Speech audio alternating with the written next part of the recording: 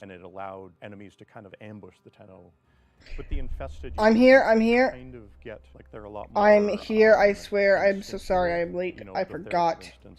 I forgot that Tennocon was today, and I was busy working on another project. I apologize. I saw a tweet where I was working, or I took a break, and I was like, "Fuck, shit, crap." Where their weight is and So how they would lumber through the landscape. I apologize so much. Shit. They're so different to create the day-night cycle. Let me see what we missed, though. And then Vom pops up. That's the signal that the day-night change happens. And because let's see. Do we miss anything? You have to slow the animation down like so much. The team, honestly, I think they really faithfully created a world that did the infested justice. There is one enemy in Deimos that it's the giant floating orb that spit enemies out onto the ground. If you look closely, the little mouth might look familiar. If you look in the back of the orbiter, that's Helmut's mouth. We took the whole orb and rotated it back 90 degrees. And Paradox update that we will play for you now. Sound, we only missed the sound effect. Yeah. We're getting so much closer Oh, that sounds good. prizes. Tonight at 5 p.m. Eastern Time, we'll be opening up the Duviri Amphitheater orbiting Earth in-game. Join your fellow Tenno for an up-close and very unique experience during the Tenno Live presentation. As a special thank you for joining us for Tennocon today, for the next 48 hours, you can claim a special operator and drifter cosmetic, the Stranger's Hood. This exclusive cosmetic is available right now on all platforms in the in-game market for 1 credit. Be sure to log in and claim yours. Bye, Tenno. Okay, Art of Warframe.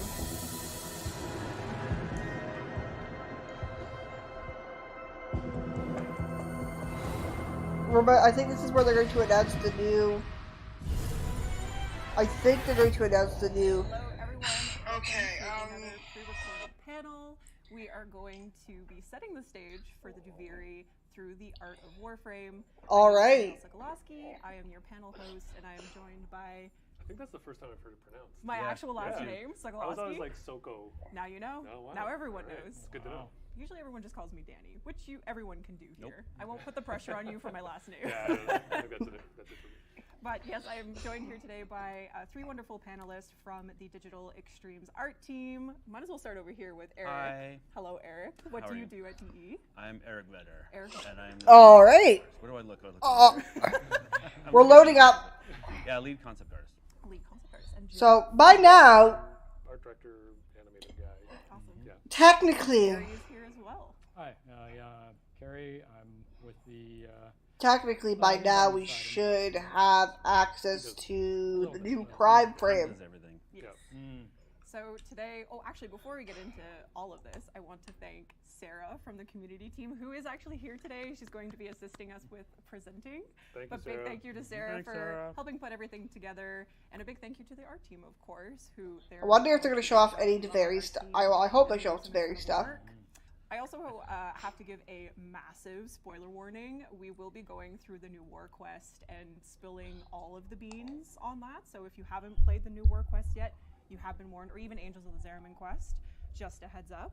But speaking of the new War Quest, did you guys know that over 1 million players have started playing the new War Quest? Wow. And we're very, very close to 1 million players having actually completed the quest. Wow, that's awesome. Yeah. Wow. I just learned Surreal. this the other day, actually from Pascal on I our got team. goosebumps from that. That's cool. Yeah.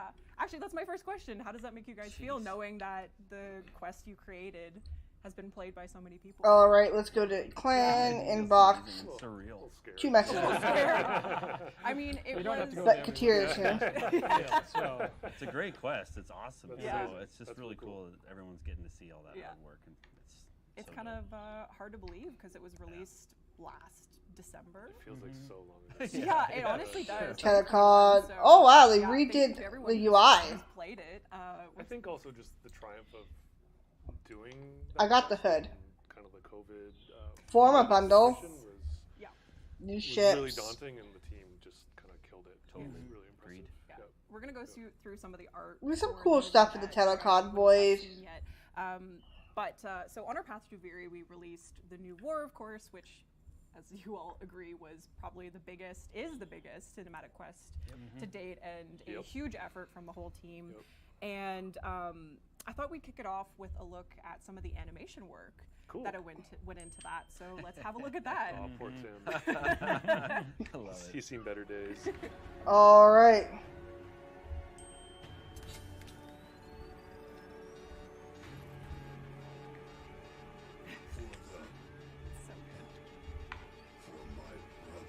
That's great. You know, I loved this quest. I just stand around and hold things. Throw actors You're like, I around. want to be Lotus. Yeah. This was That's so probably cool. one of my favorite scenes. in the Oh, whole quest. cool. Yeah. It was really fun to make. This especially is just so good. Yeah, this is a lot of fun. I think that's me laughing at It the. is, yeah. I think they each of those guys had to do that fall probably a dozen times. So. Oh. So, you've been stuck here this whole time? Not here, exactly. But yeah, stuck. Sounds like Dempsey. You got bigger problems, right now at least. This one was cool. I think we actually ended up using To the freedom. very first take. They just acted out Really? the entire thing on the first go. We ended up using it. Tim even ad-libbed hands on the head. Yeah. Like, It's great. Which is such a it's fan I know, moment. it's so Yeah, good. that's awesome. This was a cool scene too. Full of spoilers, eh? Yeah, I told you. I said, baby, we're spoiling some stuff today. Me shoving Jay.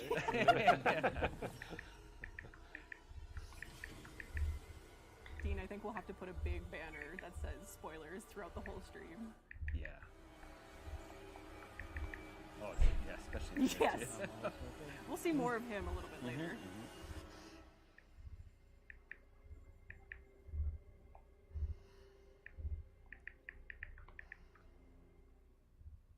Those mats come in handy.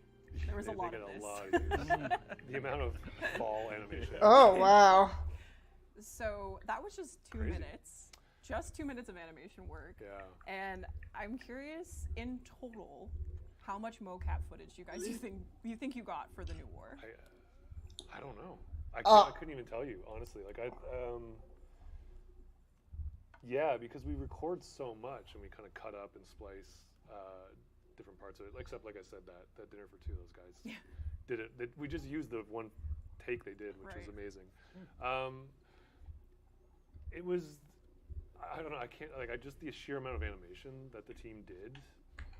Let's see what Katir has. Was, I'm still kind of like in awe of it, to be Baffled. honest. So, yeah, I don't know the actual. I'd be curious to find out actually. Yeah, we maybe should figure that maybe we out. can find out and Dean can put it Yeah, as a ticker that goes about the actual Roughly like 20 to minutes 30 of hours. recap we have, because I would be kind of fascinated to find that out. I do want to point out that I did originally credit Jeff in the video when I first edited it, and I showed you as a mocap actor. What? I think What? he's only a performer. I did. Well, let's say you made a great Lotus, so I felt like I'm I just should a- still credit you. I'm just a big prop that they need to hold on to something or get thrown around. So I don't know. Poor- I just like a. poor I Jeff. get paid to be a bully during mocap sessions. It works. So, yeah. It works. It's interesting too because it's clear our animators are not just animators. As you saw, there's Jason and Tim, and they're on our animation team, but they're also performers. They're actors. So how does that ultimately affect the final product of a project like the New War? It helps a ton, and moving forward, we've actually even had more of the animators step up and do more of the acting themselves, Cool. which is really Yeah. cool. Yeah, it's hard. Like a lot of people Ooh. think you do the mocap and you're done, but the amount of animation and keyframing work that goes into it to make the performance. So yeah, if you haven't seen the New War, the New War was and absolutely collaboration, fantastic. It's one of the they best usually end up keyframing things that I've actually entirely, played at the and quest-wise. I think it was really, really well done. I think it's really, really good. But there's so much editing and like kind of artistry that goes into it. It's a really good template for a foundation to build on. But yeah, the amount of keyframe work and artistry that goes into it to kind of get the performance out of it as well is, is It's huge. impressive. Going back to kind of speaking on characters, we of course in the mid section of the quest, are greeted with the Drifter. So we don't know who this character is initially, and then all of a sudden we're playing as them. So we have some early concept art. Actually, Eric, this piece here. I like that a lot. So what were the early thoughts on the Drifter's overall appearance? Well, I spoke to Jeff about this, of course, in depth, and and the Kamiki brothers too, which you'll see some of their stuff too coming up. Just kind of like a haphazard collection of parts, because we didn't want it to. You want it to feel like you're playing a Grenier, but not like kind of pieces of it. So yeah, I just try to grab like.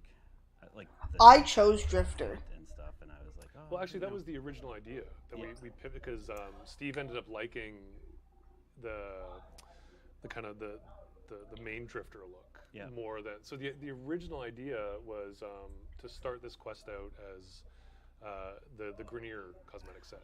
Oh, right. Which we actually do have. And then we were going to do it the opposite. Oh. Yeah, we were going to do the opposite. We were going to offer the other one That's later a cool one. I see. Okay. Yeah. But we reversed it when like Steve liked the impression we made. But we thought when you start the mission, you'd be playing like as Eric said, right, a Grenier. I do want to point out that the melee weapon strapped in the concept here was swapped out with the sheave, a ferocious melee weapon, as we all know. Any creative decision making there for this? The creative decision was time. It's always that is time. a good one. Hey, look, this exists. Done. And then, Ship it. Yep. And then this next one here is ultimately what we are familiar with. Correct. So the poncho. The poncho. Yes. Love the Very poncho. cool. Yep. Gotta love a poncho, guys. Gotta love it. Little facial hair here in the concept art. That wasn't me. That wasn't you? No, That wasn't I you? might have inspired them because they saw me and they're like, yeah, he's pretty glorious. cool. Let's put that in the game. Right. It's probably not what happened though. What it brings me to. You wish. We talked about this on the dev stream. The beards, the facial hair. Are we doing? Are we still doing? Is that still planned? Yeah, there was actually an update going in. When do we film? Do we say when we're filming this? Yeah, I mean it is pre-recorded. Yeah, we are filming this. So what is the date? June 22nd. Yeah. So just a few days ago, I saw. Check it. Continuing on with key characters, our friend Era. This was an interesting character I wanted to know more about. I guess you could say, because when we're on Pergasa in the new War Quest, Era seemingly saves us as we're going on to the last Archon fight. He seemingly perishes. At least that's what we think happens under some debris and rubble. Yep. But he will be returning in some form. But maybe not the form that we are. Seems like he really lost his head. Oh, Carrie. You're waiting. A new Archon. A little, like 15-second build up. Now's my chance. Now's your chance. So we have this new Archon Very cool. concept here, which is just I mean, what can you say about it? It's kind of unreal. Yeah.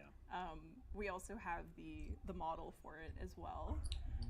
If you want to go to the next one there, Sarah. Oh, this thing looks cool. Teeth, lots of teeth. Yep. Terrifying.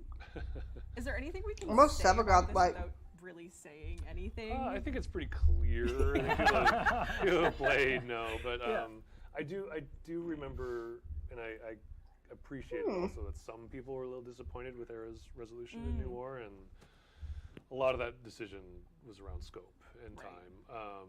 Unfortunately, because we did, it was a hard cut we had to make. So, but yeah, we're trying to fulfill that. Right. Now. So we're bringing him back in a big way. Yep. Awesome. And you'll get to see more of this new Archon in the future. But yeah, getting back to the quest, after we defeat the final Archon, we get to the final showdown. This is of course, the climax of the quest. Oh, the files. This was a really cool scene. I love this place. Honestly. Yeah, Craig did a great job. Yeah. Just an insane stage. And when it comes to such like big stage moments, what are some of the goals in the environment art to evoke these very powerful, emotional scenes? Well, I think there's a bit of like a hierarchy to the whole experience. Like there's Egyptian pyramid vibes, which ties into a lot of what he has going on as a character at that point. Right. You want like some connection to what we've shown in the previous sets with the sentient surround, but then he's made it his own, which is I think pretty important for a character to get the opportunity to put a stamp on the world. and then you're going to be blowing it up. So This that's guy kind of seems important like thing to he try to wants factor to be in. there, but also Obviously, doesn't that's want what to it be was. there at the It's, exact it's a same little bit time. cold. It's Right. kind of a bit of a thing. Yeah. Spoilers, right? Yeah, Okay. spoilers. Yes. Yeah. Again, huge spoiler warnings for this. Spoil away. Yeah. But it was funny. Sarah and I were, as we were putting the panel together, we had a discussion about how it just feels like as the stage is crumbling around you, so are the relationships that are playing out in front of you with like Ballas and Lotus, yourself as either the operator or the drifter with Lotus and Ballas, and it's just utter chaos. It wasn't chaotic. It is It a was lot, really yeah. chaotic. It was very That's heavy cool. Yep. and just very cool. And this piece here is just, it's stunning. Of course, Craig so just, good. doing incredible. This really helped with the production because it was a hard thing to figure out. Like everything that all the motifs that you kind of listed off was intentional, and just kind of figuring out how to best kind of stage that and have the progressive kind of collapse of this, while you were playing was pretty hard to implement. It came in pretty late. Yeah, but considering Lots of that, people doing really hard things. Yes. Yeah. That one was late, actually, but yes. considering that it was such a stellar moment, and but that moment was not over. We defeat Ballas, and we have this almost moment of relief where we're like, oh, like it's over. And then the air gets sucked out of the room, and the man in the wall appears. Oh yeah, that's what's And really we're cool. just kind of like, There's a little bit of a company history of one more thing. So, Oh. that would be the one more thing in that yeah, case. this would be the one more thing. I'd also be lying. Oh, if I hello, said Way. I did not see him. Look in the animation folders for Tim being hoisted up on a plank by you, in the way that the man in the wall Just holding him enters. up like Yeah, you should have done it. like baby Simba. I'm holding up to him. Like, I didn't see that you messaged me there, man. Anyway. That moment is just so it's completely unreal, and I think Daryl keyframed all that. I was going to Did say he? that would have had to have been. It was wouldn't like the. This he's was pretty a, good character, A really You can cool ability-wise. scene that I wish yeah. we knew more about. But, It was a really cool scene. The new war was kind of closure of a lot of things, and we wanted to make sure that we kind of gave players a taste of what the future paths could be. And I think, Carrie, you bring up a good point of when we first spoke of or said the name the man in the wall in quests like the Chains of Harrow.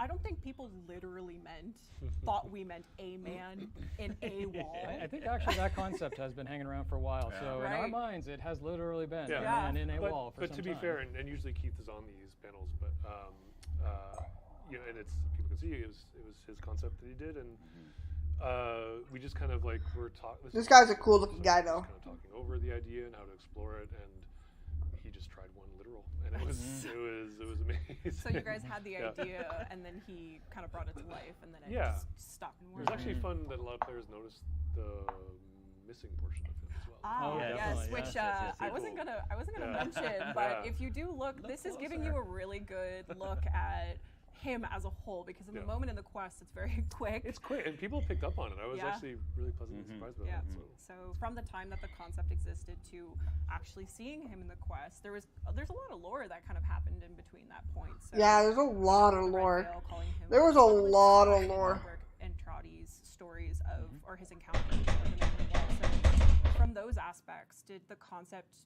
to the actual creation of the Man in the Wall, did that change at all with those in mind? I think I don't want to speak for them, but I feel pretty comfortable saying that stuff, we had committed to this. I see. Okay. So we had committed to this, so they used it as inspiration for a lot of Awesome. those ideas. The only thing that changed, which I think we're going to get to later, but the original idea that Keith pitched to this was that he kind of formed his wall of. If you go back to the original sketch, you can see a Grineer ship in there. Oh. He kind of had collected lost ships in the void and made this form.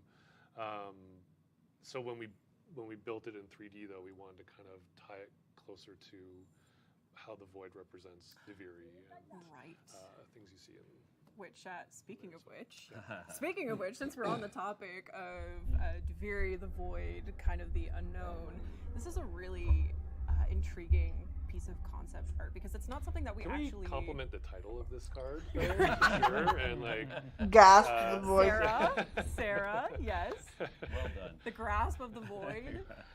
Really grabbed you. This is a cool It scene. does. It really does. This is a But really cool it's scene. not something we've actually experienced in the game at any point. So when I saw this, we're like, is this more symbolic than anything else? Is this like quite literally what the void looks like? Is this just an interpretation of how much it's affected the Zariman, like what we saw in Angels of the Zariman, and how Is it it kind one of many pictures that informed what the Skybox decisions were? Yeah, which we actually will see another picture.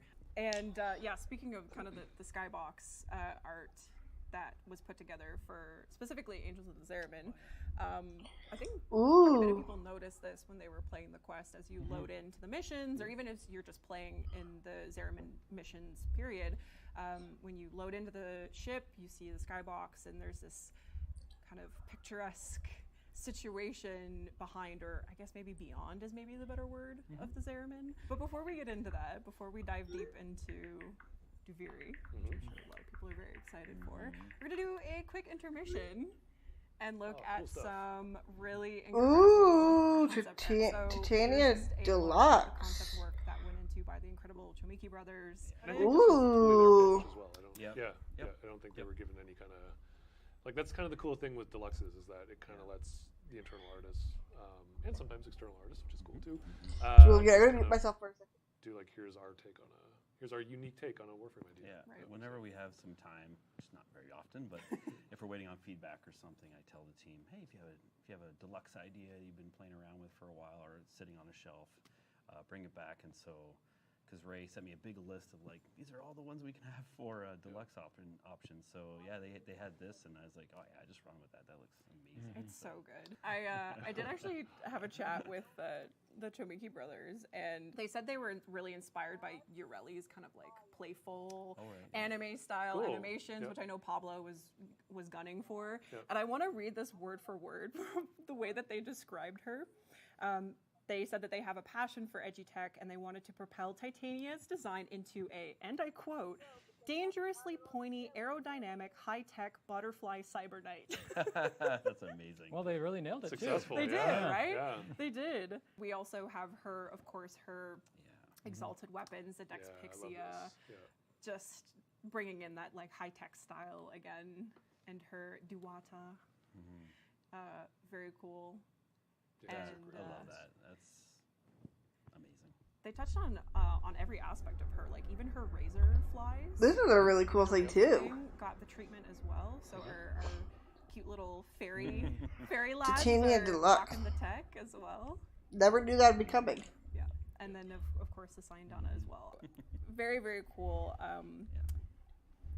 The next deluxe we've already shown. So cool. So this is really just a reminder of Zaku Deluxe, which we showed in the first dev stream at the beginning of this year, I believe. This was a really cool one. I know, it feels like a lifetime I ago, like but, this design. This, I think it was the kintsugi? That's right. The kintsugi method, Japanese method of putting... Blending together with gold. Right, Repairing broken things. Yeah. So now, I said this was a spoiler-filled stream, and it continues to be. But for the sake of salvaging a major moment in the new War Quest, I'm not going to say anything beyond just for those of you who know, you know. So Sarah, you can show this next slide here. So for those of you who know, but this specific cosmetic will be coming in the Zaku Deluxe collection, which, of course, again, by Liger, it's just, I'm so excited. Yeah, and this was Liger getting inspired to offer this kind of cosmetic choice. Cool. Zaku Deluxe. Go. Art yeah, before. They killed it. That's awesome. Yep. Amazing. And Liger also let me know that there was a lot of inspiration from the kind of Duviri stylings as well. Yep. I actually liked it a lot. What was it the cosmetic for? This isn't the next deluxe coming out, just to be clear. This is just in progress on Zaku Deluxe stuff, since everyone was very excited about that. You know, it wouldn't be a Korra Prime stream without announcing the next Prime Warframe. So, Korra Prime is our next Prime Warframe. Get to steal all the things. I know. I'm only showing the concepts. Yep. Just a little tidbit. Again, Tenno Live, 5 p.m. You'll get to see more of that. But it was only fitting that Skyers put together Core Prime because, as we know, or maybe you don't know, Skyers is the creator, designer of Korra and Venari from top to bottom, with, of course, the help of the team. So he put together Core Prime. Really, the concept's really nice. I like the gold accents with the black and the purple. Beautiful. But I want what the cat looks like. Venari, her little furry companion. Oh, that's really cool. Yeah, actually, we've gone away with the fur and we've replaced it with pointy golden things, but yeah, you kind of did. Yeah. So that was our little. I think that got everything for our intermission. So we're gonna go back. Let's go back. Let's go back to some. We've had our hors d'oeuvre. We're going for the. There's no pressure in the intermission. No pressure. No pressure in the intermission. Now you guys gotta be on your A game because we're at main course situation here now. Oh. So, would you guys say that the new war was like the first big step towards Duviri from like a player perspective? When you're working on it, Duviri looks really good, and the concept of Duviri is really cool. No, New War was pretty much all encompassing. Yeah. We knew it was the next step, of course. Yeah. And that's some of the things we were introducing here. We'd kind of revisit, I guess, and thematically have parts of Duviri for sure. And then, of course, with Angels of the Zerami, we literally get even closer to that point, which is why we're bringing the Skybox back here. And it only makes sense to go back to 2019. Oh, yeah. These guys don't get enough call out. This is true. They don't get enough call out. They're so good. They're incredible. Yeah. Absolutely. Yeah. The Skyboxes, I was going to say, they do tend to be really cool. Requests a lot of times for other ideas, and they're just the coolest guys to work with. They're so good. They're They're super so talented. easy to work with. 2019 was the year. Tennocon was the event, and we debuted the Duviri Paradox trailer. And I just want to go through some of the concept art that kind of went into 1920, 21, 22, 3 years ago. Scene, we have the man on the ground. We're like disorientated. We're not sure where we're at. And then this crazy creature comes flying above head. The when I asked war you guys worm. What the right concept was for this. So there's actually two. Again. Oh, you see these also in And the answer is yes. I thought that these were completely different creatures. Fuck, we have a cat dog situation happening here where it's a double-sided worm. That's right. Yeah. So those are the jet engines on the back. God, so right is there, there like a case where like they have completely different characteristics? Like, are they? Fuck, what is it? You see it in the purposes for being on one end versus the like. I'm just generally protocol. Curious. Whatever that update was called. Oh, it's you weren't lying. No, I'm literally One actually is the back. One is the back. Yeah. Oh, okay. So we have the propelling jets. Yeah, that's right. Yeah. And then the one in the front is the I guess the attack, because it does literally have a. The previous image was the front. The previous image was the front. Yeah, because it's got a. It's got a gun underneath its chin. It's got thingies up above its head. Yeah. And it is like it's dragon inspired and. Oh, so it is a dragon. Or why it's a dragon. Dragons are so cool. So after we get to visit our worm friend here, we're greeted by, maybe greeted isn't the right word, but like he's greeted. You know, he's a little You're on your way into hostile. Walmart. You're gonna pass by this guy. You're not scared at all. Just checking in, seeing what's up. A DAC soldier. I had a lot of fun working on this. Which is the DACs are coming back. But we're here talking about it now. They're really cool species, and I think Tension. So we have the DAC soldier. Tension's dead now. Another original piece by Keith Thompson. I believe Tension is dead. Yeah, so there's like sucks. a bit of an incomplete theme that kind of goes on in a lot of the Duviri aesthetics. So that's why you're kind of seeing portions of these concepts are kind of exploring that. Which we see a lot of in the later concepts. We'll show kind of the fractured nature of things. Yeah, I like that they're split into kind of like how Talbian is. Just working with the concept team, it seems like there's a lot of freedom from Digital Extreme side to let our artists kind of work off of whatever their comfort levels are. Because they're waiting for feedback. They're waiting for feedback 24/7. So lots of iterations happening. So much exploration is happening. No, I encourage everyone to what's so great about Warframe is that we want everyone's kind of unique touch and ideas to things. So What's the next Warframe though? Some like very detailed concepts to work from. Others, we encourage. I have not gotten Geyer yet though. I need to get Geyer. Time frame. Within reason. Of course, yeah. That's always the tricky one. Yeah. But it's fun. It's.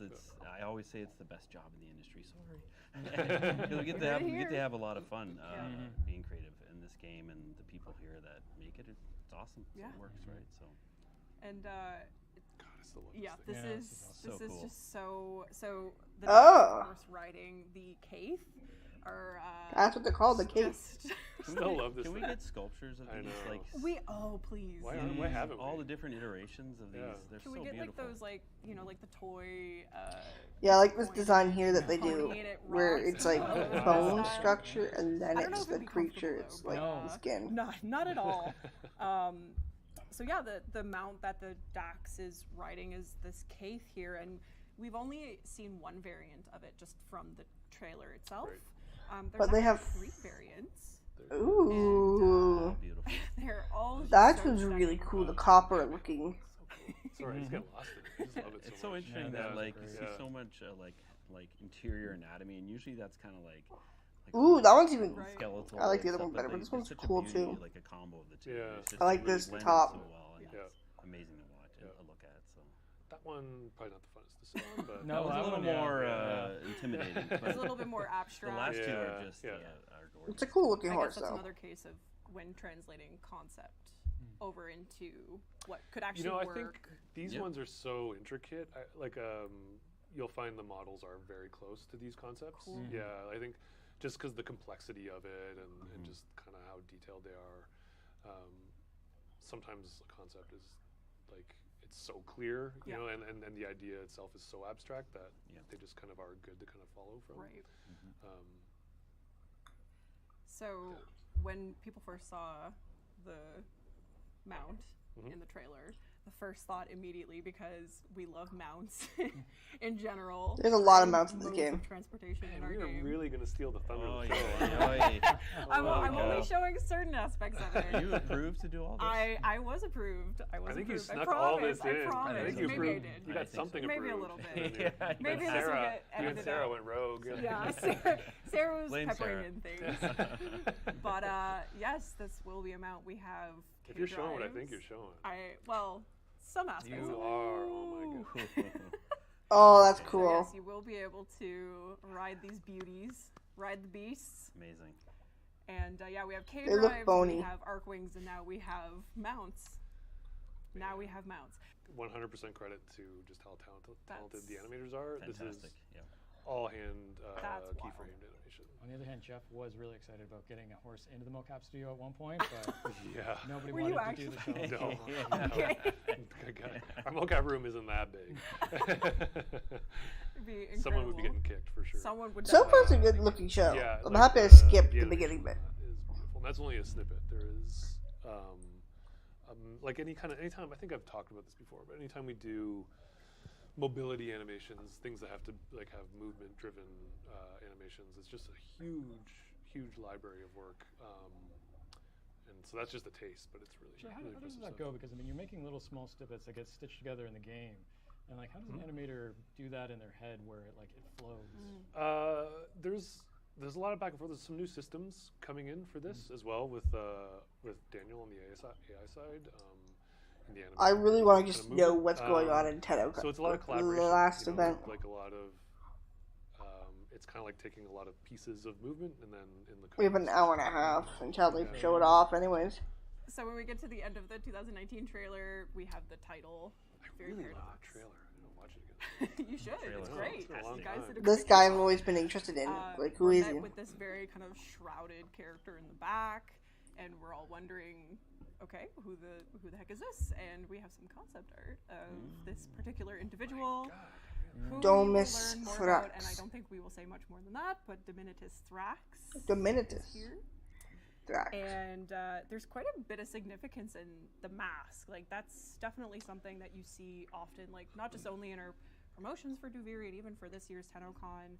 The Duviri theme is very much centered around the mask. And was that a significance that was pulled from Keith's concept here that was decided on, like, from the team?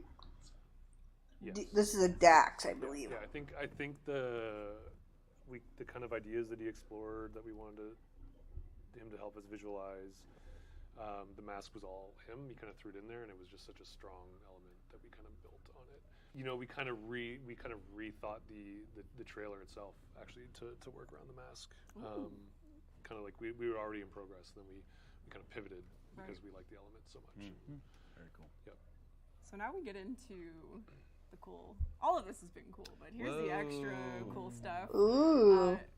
Our Duviri exploration of the landscape itself, and let me tell you, this is only a fraction of some of the pieces I saw. This is so old. Man, there's so much stuff. This is the first stuff. Mike Sabolge and myself, we were exploring this stuff. As you'll see, I think the next one's Mike's.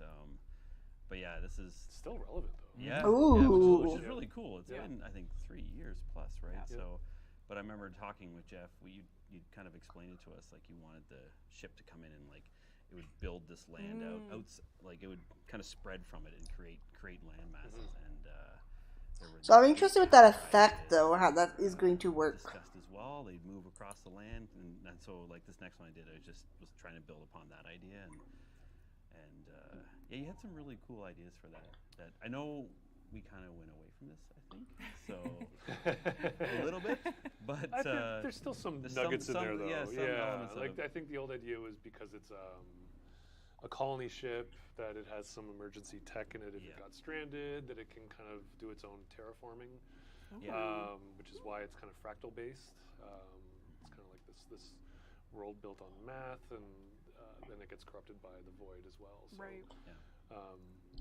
It's clear as we go through these concepts, like even this especially, like it has gone through so many different styles and artists and just the feelings that it evokes and the questions that you start asking yourself. Like this is, I would say, pretty far from what we saw in the trailer. So what was kind of the goal with this one in particular? Oh geez, I think it was like, if you can kind of see in the back, it's like the big like circular dome was like you're close to the ship, so things that were closer to the ship had more like definition and stuff, but still were weird. And we looked at like Dolly and these other kind of artists as reference and stuff, and I like the style, but it was neat. It's gonna sound like a dig, and it's not. But the great thing about concept though is that sometimes you have to see what you don't want. Exactly. No, 100%. Interesting, 100%. And so I think this was like one of the first ones Eric did, and he kind of went off the idea of the fractal construction and just kind of threw this out, and we were like, yeah, we'll never be able to make this. For sure. It's really good to get that down at the beginning stage before you're into it. But it also kind of sparks conversation, and you get really good feedback out of it, and you kind of build from there. So. I'm actually excited to see what the actual Duviri plane looks like. We also know it is an open world place. In concept art, you kind of want to see big ideas. Yes. You know that you can kind of you kind of have to reject, but early kind of early big ideas. I always send Carrie huge big ideas way too late. While you're waiting for feedback. Cool. Yeah, while we're waiting for feedback, obviously, we're sending big ideas. I guess that's a good question too, Carrie, for the environment team when you see these concepts and you're going. The environment team would not see that. No, there'd be several layers of protection. They're hidden in my folders, and sometimes other people get them, and I'm like, why are they building from that? That's not allowed. So is there really? There's a lot of kind of like, seeing these pieces and picking and choosing some elements. That's cool. Little bits, and then hopefully this is what it does turn out to look like. It won't be this great graphics, but it's like, okay, this problem was partially solved then, and then you can run it down to a degree. Like, you're not looking to burn through idea after idea. You're trying to get to one place, but at the beginning, there might be something here, and here, and then you're kind of going that way, and then maybe there's a nugget from over here. And to give those guys also their due, like you kind of have to rely on their expertise with building the stuff to realize something that works in a concept. Where's the schedule? Isn't going to work in 3D, and then they have to kind of problem solve and figure out how to kind of interpret it, and kind of make it into a system. Here we actually see something that is more in line with what you actually Palace thing looks really cool. They keep showing this off.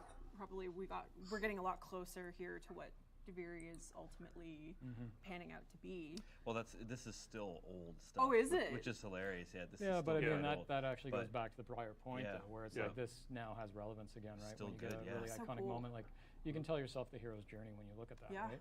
absolutely. And yeah, again, you see kind of these. Whoa. Now that we're talking about it, I am seeing these elements being pulled in, and of course, like the idea of the paradox is very. This is cool.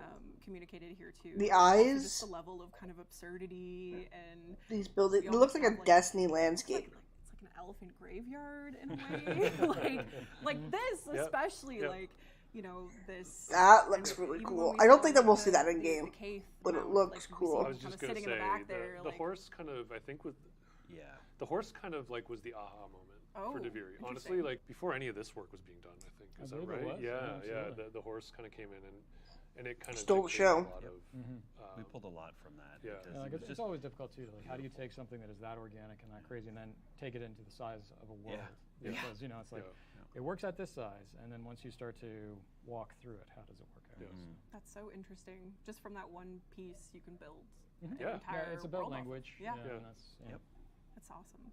Oh, speaking of graveyards. Whoa. Yeah. Look at this. Good stuff. Yeah. Oh, yeah. That's sick. That's really cool. So talented. Yes. Honestly. But then there's actually vegetation. And these studies are so interesting to see kind of the nitty-gritty elements that go into building up these spaces that are just That's so a freaky vastly plant. different from one another. Yeah, and that gives me peacock vibes. Is very important, even though you haven't seen a lot of it. Color is a very important role in Duviri. But even when we were exploring the trailer being heavily black and white, you're still looking at it in color, right? You know, before you. So. Yeah, and then we have something. Oh, it's foresty. This is really interesting too, because even for me as a player, this for me is the first kind of sign of life beyond what we've already seen in a way that's so different. So the amphitheater. We are, which is a place you guys will be going to. This is where Carrie starts to shrink. Just disappears into his chair. Yeah, Tenno Live is the place to be if you're in game. This will be where we have our live event moment. Is that how you spell it? Amphitheater? Probably not. Amphitheater? Oh, I forgot an H. Amphitheater. It's like. She fucked up. T3. I have to have a spell check on that one every time. So. Yeah. Again, another kind of sign of life, I guess, on Duviri, or amphitheaters. This is going to be a cool place to explore. Culture and live event-ish kind of thing. Presentations, which again is a great spot for us for our actual presentation during Tenno Live at 5 p.m. And what was the kind of design process for like building a stage specifically for the event? Is there any like particular significance to this location as well? Probably none. To be honest with you, probably none. Choose your words carefully. And I am not going to be able to tell you very much about it. We'll keep our lips sealed, so they'll just have to wait until they're actually. I think that would be the right one in this case. Yeah. Okay, perfect. Bombastine, another character you will be meeting, won't say anything really more than that. You'll just have to experience Bombastine. He creepy. He creepy looking. Come the live event. Yeah, and just to speak to how long these concepts have been going on for, I think he was done before the horse was. Oh wow! So that's why. So the team that's working on Bombastine now, we kind of have to circle back and kind of like they're very similar aspects of this design, but it's been updated. We see, and is this the updated? Yeah. Awesome. And then there'll be updates. He looks and then there'll be updates and updates. Yeah. Nice work by Marco again. And that concludes our segment on Duviri. Wow. So I know we kind of blew through it. So you don't have to watch Tenno Live anymore. I just blew it all out of the water. We're the new Tenno Live. Is there anything more you guys want to say about? God, I got sneeze. Building something that's been discussed and kind of thought about from the players since 2019, really. Just that it's been a lot of work, and Carrie's been a real champ. He's doing a great job on it, and Jeff's feedback has been great. Even though you're waiting. Even though we're waiting on it. When it comes, though. Yeah. I think it's always just about the team. Yeah, like the team. Kind of go there. Yeah, the team right now is just. Yep. You know, they're working on it right this second. Absolutely. You know, and like. Yeah. If my phone was allowed to buzz, it would. Yeah. Never a dull moment with the team. So. Yeah, everyone's doing such a great job, start to finish. It's amazing stuff. Yeah, it's very impressive. It's really cool to see the process, and thank you for sharing the concept work and Oh, yeah. approving it, which I will say there was approval for these things. Jeff is shaking his head, but Sarah just ran through me when I sat down. She's hiding. She's running out. She's running away. She's saying goodbye. I don't want anything to do with this. We do have one last reveal. Oh. But before we get into that, New Warframe segment with myself, Eric, and a special guest. But before we get into that, I want to thank. Am I getting kicked out? I think we are. Wow. Goodbye. Wow. Wow. Very welcome. All right, well. Scram. But I appreciate you guys coming out today and doing the art panel every year is just such a joy and awesome. And presenting huge the thanks work. to you and Sarah. Sarah, of course, Sarah, Dean-ish. Dean and the team. But all we had to do was show up and take credit. Yes. So there you go. Really that's true. You know, that's a good job to have, is showing up and taking credit. And we appreciate all the hard work on the art team. There is a whole cast of just incredible talent at the art team and beyond, and it's always such an honor to show everyone's work with the community and get people excited for these things. So thank you all. Absolutely. And we're going to get into this one last segment. So New Warframe. See you all there. Thanks for watching. Actually, keep watching. We're not done yet. We're not done. We're not done yet. Oh, One more thing. One more reveal. What's happening? Ever since we put out a survey earlier this year, actually I think it was the beginning of this year, about the Warframe experience. And we had a very specific question in there that was, we have fairies. If you didn't catch it. Yeah, if you didn't catch it. We have fairies, we have necromancers.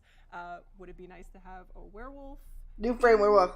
And unanimously, everyone said pretty much yes. So we are here today with a very special guest, a comic book legend, founder of Airship. Oh! Joe, we hear him in the back.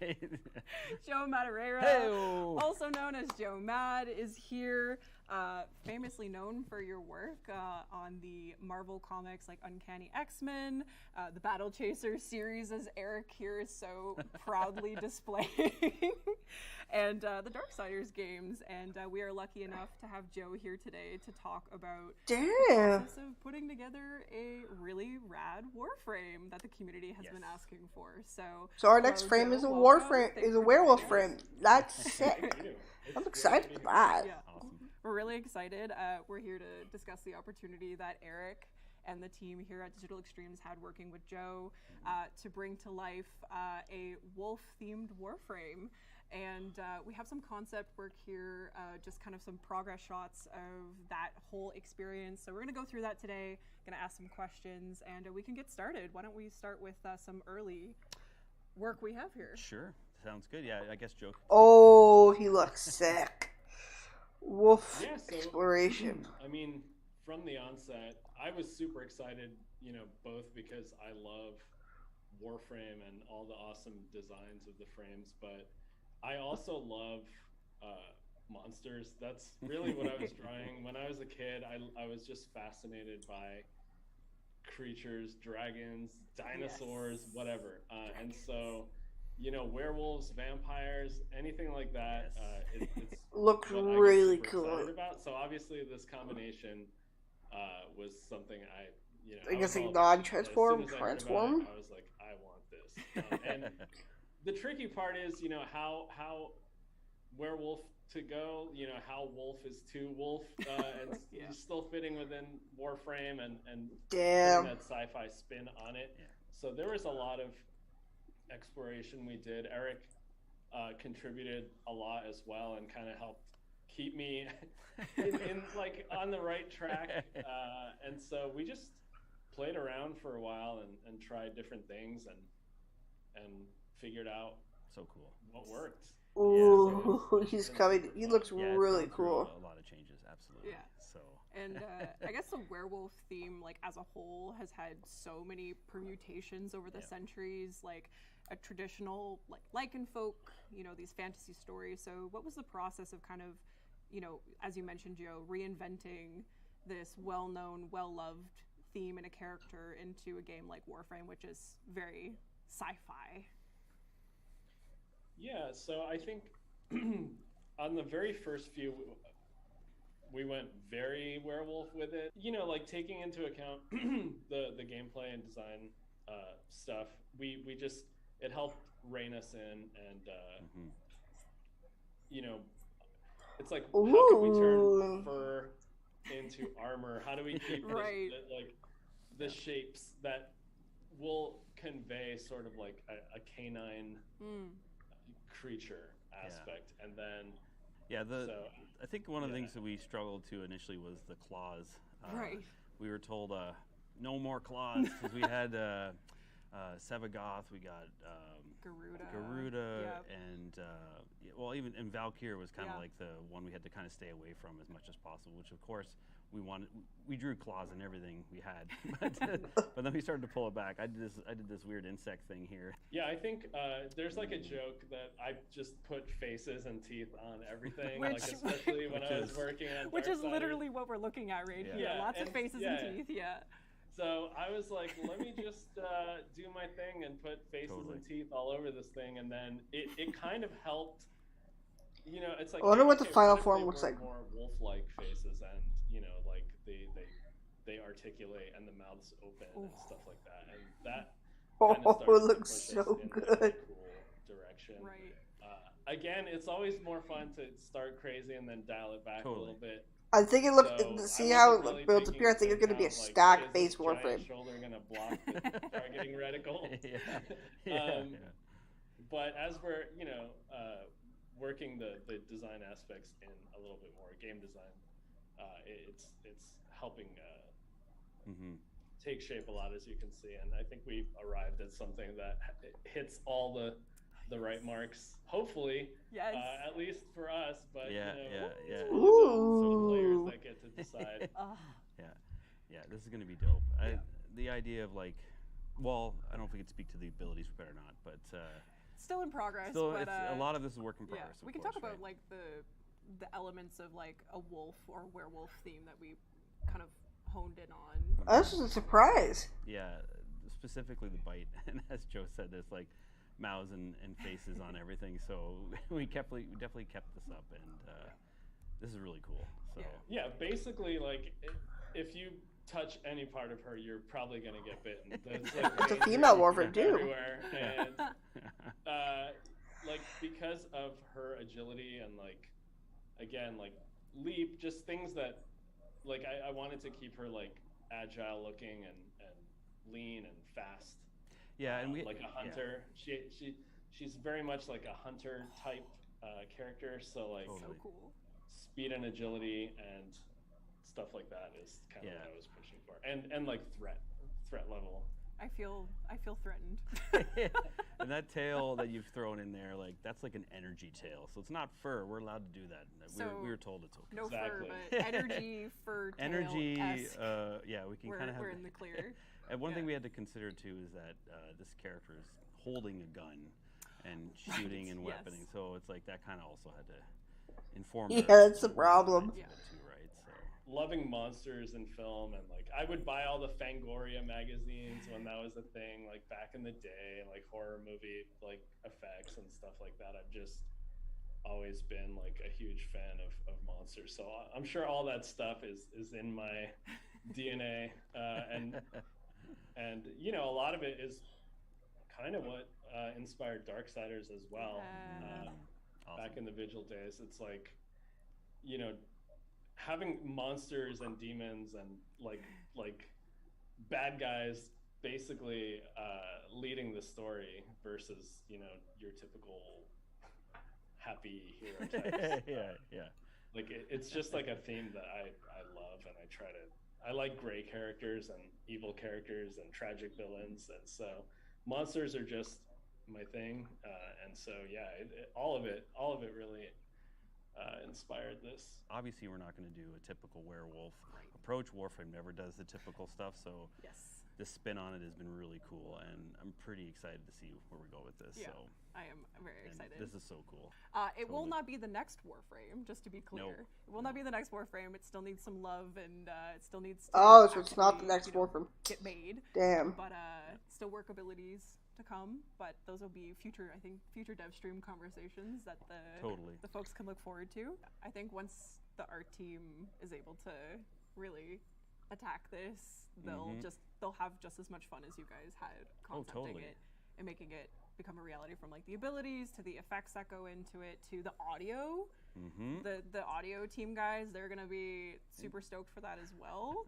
We're gonna get some howls. Yeah, Sarah, do we have some howl effects? Perfect. I don't know if you the weakest howl I've ever heard. Ow!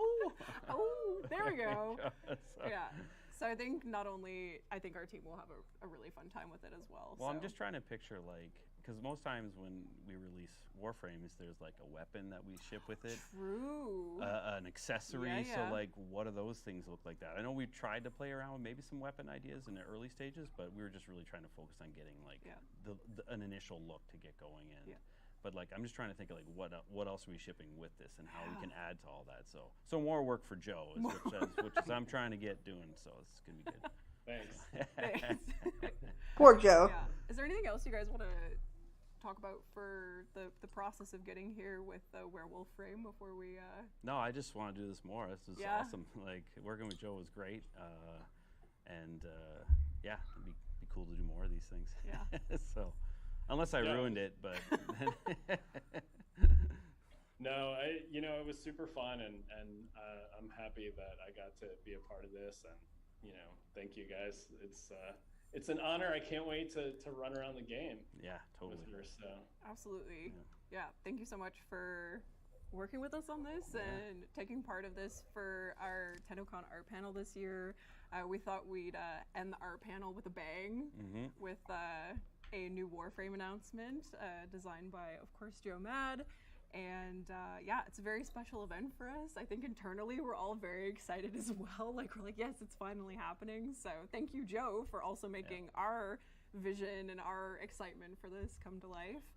And I guess we can sign off here for and head off to other segments during Tennocon. So thanks again, Joe, for joining us. Thank you, Eric. No problem. Sticking around. No problem. And again, thank you for watching the art panel for this year, and we'll see you in the next segment and during Tenno Live. See you there. Bye, everyone. Bye. Hey, everybody. Megan here to let you know that by watching this year's show on Twitch, you're going to earn yourself some incredible free items if you have your Warframe and Twitch account linked. Watching Tennocon until 5 p.m. Eastern Time for 30 consecutive minutes will reward you with both the Veracruz Warfan and the Renala Sugatra. But that's not all. Tune into Tenno Live between 5 p.m. and 7 p.m. Eastern Time for another 30 consecutive minutes, and you're going to earn yourself a free Titania Prime. That's right, a free Prime Warframe. If you already have your Twitch account and your Warframe account linked and received drops before on Warframe streams, then you're all set. But if you've never linked your Warframe and Twitch account together, simply we're going to put a little intermission here because log into your Warframe account and follow this. I don't need to see the cosplay show, so we're just going to go into BRB screen. So we'll be back when they start, but you'll still be hearing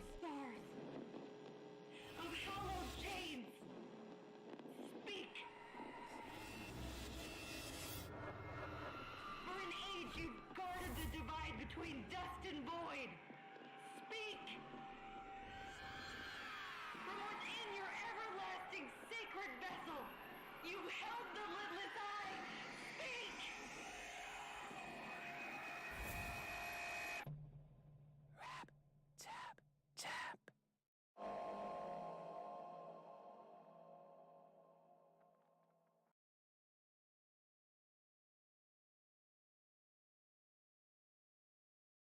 of the open worlds, there is an external ongoing situation in which the characters are embedded. The situation doesn't necessarily change, and the story comes from the way the characters respond to it and to what it is doing to them and to each other. It's really about getting all of the backstory thoroughly detailed first as to what the story of the setting is, and then you proceed from that to the story of the individuals within it. In its simplest possible form is make me care what happens to the characters. Because if the character isn't in trouble, if they're safe, then it doesn't spark that innate human concern that says, I need to know more, I need to know if this being needs to be helped. Example, father is trying and spectacularly failing to protect his family. I know this looks rough, but we're going to get through this together, but nobody takes a blind bit of notice. But it also informs the situation when the Tenno show up, because father was like, I couldn't be any use to my family. Maybe here is somebody to whom I can be of use. The role that the character has to feel like it fits in naturally with the situation even before any Tenno come along and want to buy guns. There are basic commonalities to a town or a hub. It's the oasis of respite in the middle of some kind of an ongoing conflict. On Deimos, you've got the infestation encroaching, Zariman, very environment itself. And then, if that wasn't enough, you've got the Corpus and the Grineer, each with their own agenda getting in on that. There's also being mindful of the many different ways in which the Warframe universe is different from our universe. One of the things that we have had to watch is keeping track of words that we've used that refer to real-world concepts. That then means that, or something like that, must exist in the Warframe universe. Little Duck says that we've kicked the clown car. I'm like, does this mean that somewhere in the universe of Warframe, clown cars are a thing? Hey Tenno, Danny here. We're getting so much closer to unveiling some incredible surprises. Tonight at 5 p.m. Eastern Time, we'll be opening up the Duviri Amphitheater orbiting Earth in-game. Join your fellow Tenno for an up-close and very unique experience during the Tenno Live presentation. As a special thank you for joining us for Tennocon today, for the next 48 hours, you can claim a special operator and drifter cosmetic, the Stranger's Hood. This exclusive cosmetic is available right now on all platforms in the in-game market for 1 credit. Be sure to log in and claim yours. Bye, Tenno.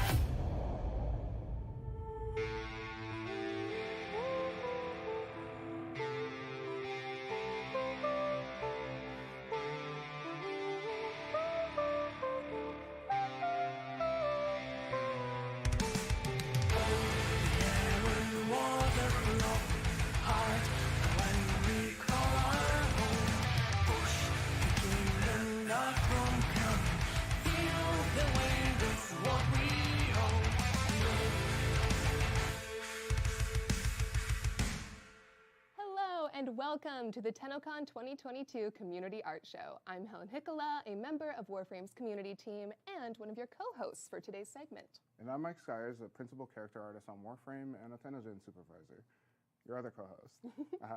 We firstly like to thank Go Light Up for their awesome performance of We All Live Together that you saw in our intro. You can check out the full version on YouTube. Over the next hour, Skyers and I are going to take you through some gorgeous community art and dojos. We are going to be showing Skyers all these pieces for the first time, and I'm really looking forward to sharing it with him and all of you. There were over 300 submissions this year. So many. And Julia Fields, Veronica Botnick, and I had a lot of fun going through every single submission and appreciating all the hard work that went into it. But of course, in a 1-hour segment, we don't have time to go through all of the submissions we received.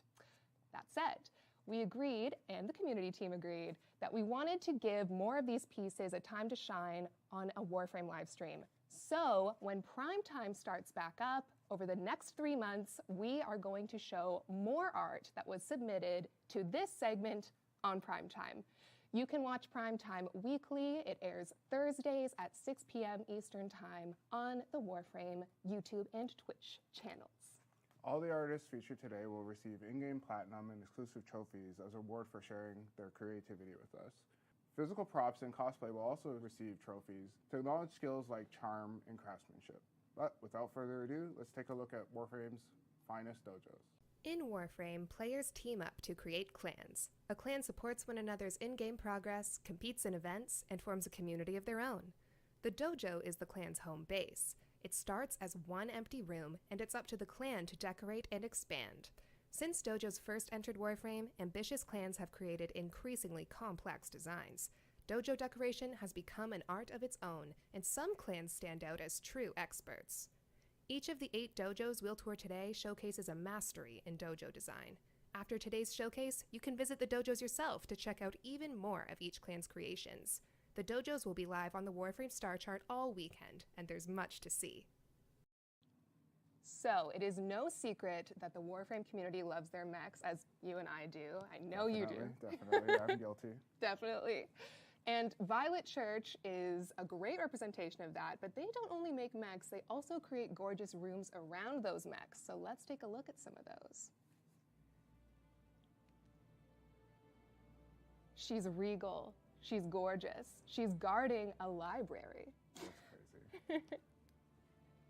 So you can see here, they have like little personal decorations they've added in addition to all the major ones. I gotta join a clan like this. It's crazy. Yeah, by the church, you. You guys have space? Come on. And I like this trend where they've taken a corpus decoration that wasn't intended to be a book, but lots of dojos are using it as a book now. Just shows what clans can do when their imaginations run wild. Next room. Wow. Okay, yeah. I gotta join this clan.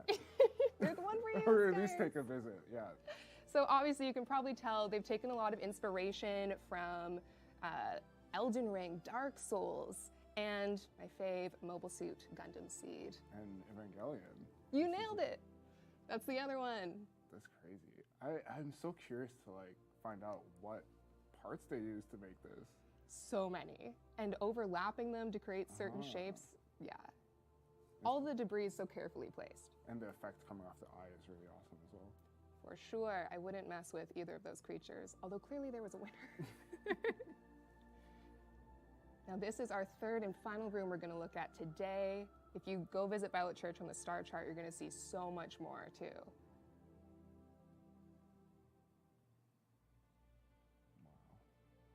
So it's not only a gorgeous mech in this beautiful courtyard landscape, they've created rooms for the dojo members. So it's actually like a little city or... Yeah, you got like personal quarters and that's amazing. We're gonna move on to another PC clan now, Umbra Lua Lycans. The reason we're gonna look at this clan today is they have so many strange but beautiful designs. The whole dojo feels enchanted or maybe haunted. Let's take a look. Wow, that's a straight up medieval dungeon in Warframe. Yeah. What is this game? What is this game? How are people making this? Yeah, and you see those corpus props as books coming back. Got stained glass windows. So thoughtfully and carefully placed too. Little surprise coming up. Okay. Wow. Yeah. Wow. Is that spooky? Okay, I never knew you could do all this kind of crazy stuff with dojos. It's amazing. I know. Welcome to Warframe Dojos. It all feels like a hex or something has been put on each room. I'm really into it.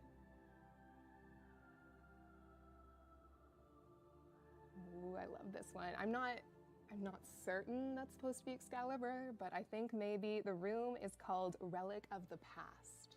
Okay, okay. And we have more of these. I feel like it's a little bit more Atlas-y. It's got no neck. That's a fact. It's all traps. That's a fact. Now, this is the Iron Giant, and there's a story being told in this piece. Okay. It's holding up a pillar. Saving the day. But if you look really closely. Oh, there's a little person. Yes. Taking a selfie. Taking a selfie with the giant. So saving the day for that great. soul there. And now this is a structure they've made entirely on their own. Like, this isn't a preset room we've given them. They've taken walls. Could've fooled me. Yeah, right? It looks like level design, which I suppose it is. Yeah, that's amazing. So thank you, Umbralua Lycans. That is so gorgeous. We're moving on to PlayStation now. Okay. We're gonna look at a clan called Raven Fox because there's this other cool trend in dojo decorating where players recreate scenes from pop culture, movies, TV shows, and Raven Fox does a really good job of that down to little smart details. So here we go with Raven Fox. Star Wars Get fans? out of here. That's amazing. Anyone? Han And the Solo? inside. Yes. 2 scale, so you can walk around in there. You can just see Luke training. They have the chessboard. Yes. Don't come for me. I don't remember what it's called. I don't remember either. Twitch chat will tell us, don't worry. And look, they're working away on it. There's a floof there. Okay, we're entering another in the sci-fi realm of film. Anyone recognize that suit from Aliens? Now, it doesn't just end here. Tell me there's a giant queen somewhere in here. Maybe. Where are we going, Skyers? Doesn't look like we're going anywhere safe and good, that's for sure. They're gonna fix some of this dojo up. I don't know. Falling apart. I don't know if they can. And down we go. You look afraid. Oh no, yeah. Oh boy. That's awesome. Is that so sick? Oh, they even got the eggs too. That's great. And down to those classic Raven Fox little details, we have an unfortunate victim on the left there. Oh wow. Yep. And of course, we had to showcase what the clan could do with an original design as well. This is their Guardian of Eternity that 3Claw, one of their lead architects, created. It's impressive. Yeah, they have little floofs operating this, there's a word for this, observatory. Observatory. Look, more are arriving. That's impressive. It is, and this scale. Especially going through all the items that they can use to curate what they need for this piece. Starting with the skybox. It's madness. We're jumping back to PC for our 4th dojo to check out 12 Olympians.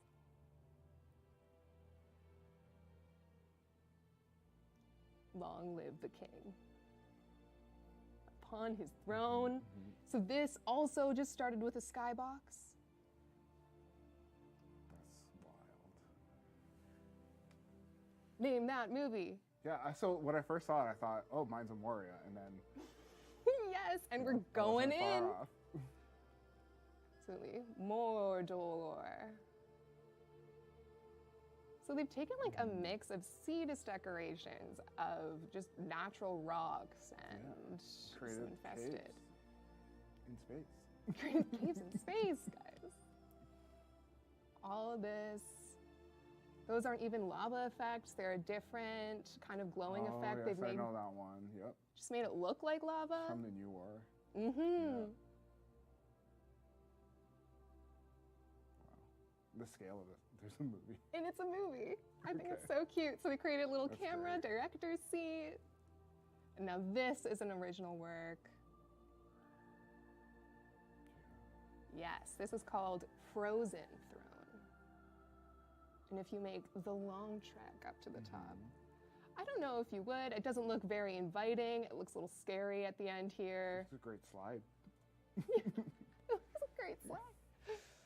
That's amazing. And you can also go into the kind of cave creation that they've made. There's a lot more to explore than what we've even shown here. But, you know, gotta give everyone a little preview. All right. Yeah, no, these would definitely be worth going and checking out in person. We're now going to jump into a dojo from Warframe's Wii game server build. Menghuang Wodu translates to Dreamland, and we love how they've used more open space rooms to create entirely original landscapes. Okay, let's take a look. Whoa, already off to a crazy start. Yes, a huge city. We've seen cities before, but I think where it's really been taken to the next level recently is that people create like areas you can walk through. It's not just for looks. Yeah. It's got an underpass and everything. Yes. I love this statue. Can you say Orican cool? I mean, it's such like an Orican style statue piece. They even recreated their weird dread hair stuff. Yeah, it looks awesome. Oh my goodness. Love it. So we're seeing like a very diverse range of styles here. We're going to talk more about how dojos make this kind of art, or dojo decorators make this kind of art in a bit. But those hamsters. They got some cool stuff, they got some cute stuff, and we got it all here. Got it all. And again, cool spaceport, somebody's dropping a bomb on it somewhere. Yeah, a whole alien fight, and you can go through and like they set up every single piece, every floorboard, every doorway, every computer. They place themselves. Wow. I know. I love things that tell a story, like you feel like you're looking at a frozen moment in this battle. We're moving back to consoles. We're checking out an Xbox dojo called Dojo Prime. Great name. And everyone who watches Primetime will know that recently the community team has been freaking out about shadow art. That's what we call it. It's basically when dojo decorators play with our in-game light and shadow logic to create some cool 2D looking pieces. But there's a lot more you can do with this shadow and light, as we'll see. So let's start things off with Dojo Prime's work. That's a shadow.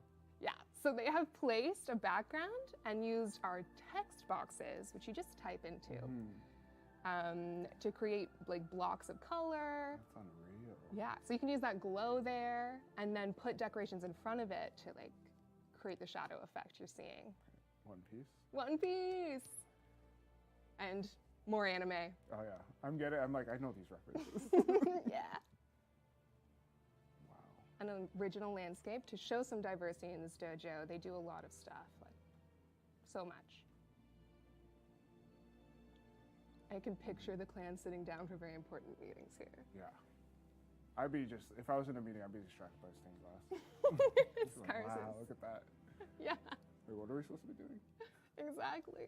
A fountain. Yeah, and what I appreciate about pieces like this is how carefully you have to work to like make everything align like that. Yeah, creating these circular structures must be a task. Yeah, it would be very time consuming. And now we're going to look at another style of that playing with light and shadow idea I was telling you about.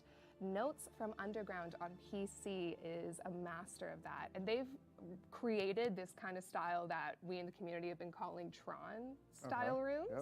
Yep. And also a fan of Tron. So. Yes, yep. So more for you, Skyers. Yep.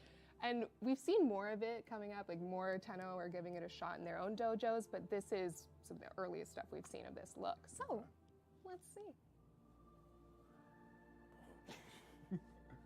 Like, what? So you can walk all through here. Like you've been... I'm just amazed. I'm like, how? How do they do this? That's amazing. It's wild. It feels like, yes, this is a simulation. We've pierced the veil in this dojo. Going through warp speed. That's so cool. Yeah, I have to visit this one too. Absolutely. Well, live on PC. You gotta check it out. Okay, this room, we're looking at it from one direction. Are we going up, down, left, or right? Because I don't know, but we're about to go the opposite way, and it's a different color. Okay. That's impressive. Yes. And alignment again. And the spirally madness has not ended, Scars. It's only begun. Yeah, we're all mad here. That room's called. Okay. Yeah, makes sense. Okay, pay attention to how this works out. Is my brain gonna break? Yes, Scars, it is. There it is. It's already gone. Just like that. Yeah. Okay, you're gonna notice maybe it's a little topsy-turvy as we come out this doorway. Are we gonna be on the ceiling? Yes! Oh, It's the same room you started in, but upside down. Wow, okay. Oh, it's so cool. Nice. Yeah. Gotta have a strong finish with that Tron-like space again. That's so impressive. I had no idea that I was gonna come and look at those just like this today. Yeah. Well, we aim to please, Skyers, so we aim to please. Okay, our next dojo is Sky City, and they're gonna finish us off with some more themed rooms. Are you a fan of Elden Ring, Skyers? I am that one person in the room that has not played Elden Ring yet. Well, fear not. I'm sure plenty of Tenno out there have, and even if you haven't, you're going to enjoy these designs. But there are some things you might recognize as inspiration from Sky City as we go through.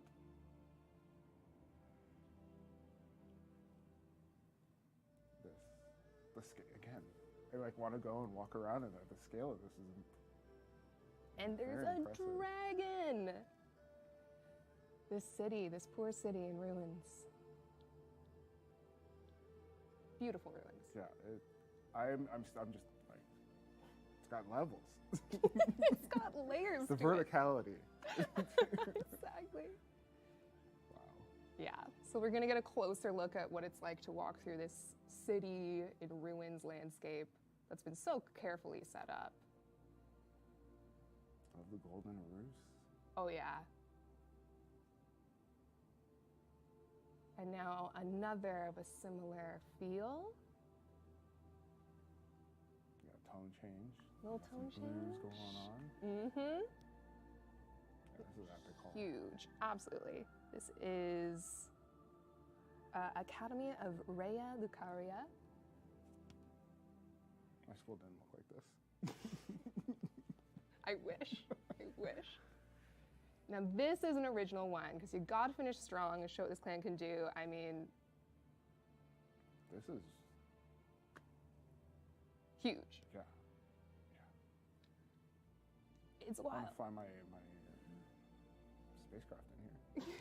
You could get in there with a small jet. The new little tiny little set come through. Perfect.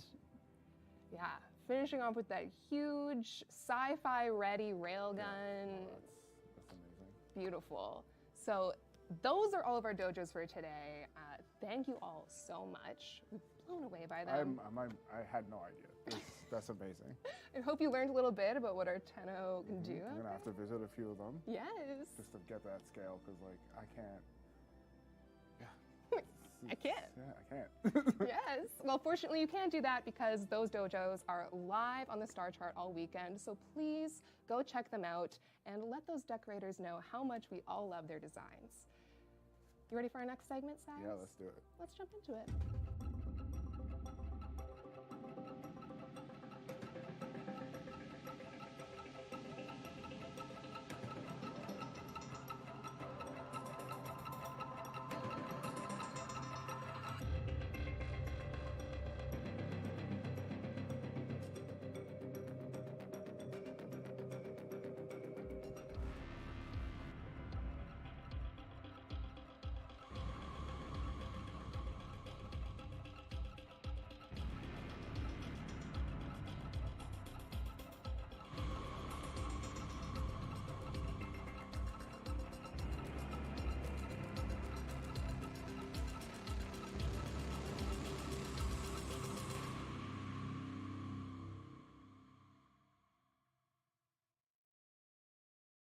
Okay, so now we're going to be getting into the traditional art category. So the things you'll see in this section have been created with physical media like pencils, ink, and paint. That's right. Well, let's kick things off with Irolia. Okay, so painted directly on a shirt. I'm very familiar with this character. Aren't you, Sky? Yeah. Yeah, so Skyer's Warframe Korra, I think it's a strong start to show you this beautiful creation. Yeah, it lives on a shirt. That's great. Out in the world now. Yeah. The best part of this job is to see people do fan art of the work that we make, and it's really cool to see this on a shirt. You did an amazing job, Aurelia. We're gonna do the next one for today, Exgaia. Exgaia created their own Warframe concept of the Vulcan frame and their weapon Talos. This guy looks like he's a forger, and I love it. Oh, yeah. He's got like the lava going through. Yeah, it's super cool. Certainly. Yeah, you can see the volcano inspiration. I feel like Ember would welcome Exgaia into... Best friends. Yeah, best friends. I can see it now. I can see the more fan art even now. So thank you for that and all the detailed work in this piece with your concept. Cool. Naxxus has created the next one for us. Whoa. Where the sentience went, the new war started, is what they put as a comment with this piece. It's very detailed. I'm like looking, I'm like, oh, okay, so it's got the whole story in there. Yeah, it's like the longer you look, the more you see. Yeah. Our next piece is by Tipton. Stop. That's awesome. Skyers is very familiar with this kind of art. Yes. Well, yeah, painting model kits and minis is like my pastime. Yes. So that's crazy. And I see, we got Ivara, Mesa Prime, Loki Prime. There's even a Lotus in there too. That's crazy. I know. They've created a whole collection and it's gorgeous. So we really appreciate this fine work. I hope they use it for some kind of game. Oh, surely. Oh my gosh. Yeah. Show us how you're doing that too, please. Warhammer, but make it Warframe. Next we have Mira Casardis. It's incredible. Yeah. Making Saren, Saren Prime is gorgeous, like, design. So love seeing artists recreate her and do their, tell their own story. She's got a corpus tied up in there. Yeah, an unfortunate corpus. Yeah. Yes, but fortunate for us because we get this beautiful piece of art. Yeah. So thank you, Casardis. As always, your work is magnificent. We have Dronade now with Ember and Frost in ink. Kind of like an opposites combined theme. It's very playing card aesthetic. Yes, I can see it now. Yeah, and I'm always a fan of this style of like the lines to create shadow. Yeah, the hatching, Hatching. I am so bad at that. So like, I'm looking at it and appreciating it. It's like, it's so nicely spaced and I can make out everything. I know for me, when it comes to that stuff, it's like, it just turns into a mess. So that's really cool. Yes, super appreciative of that. We're on to our next one by Rina May Palma. Speaking of shading. Our holy boy, yeah. Our holy boy. Yeah, so we have Harrow here, in all Harrow's magnificence. It's just another carefully done piece. Like, you can just see how much time had to go into every detail. Oh, that's very good. Beautiful. Golden Shades has the next one.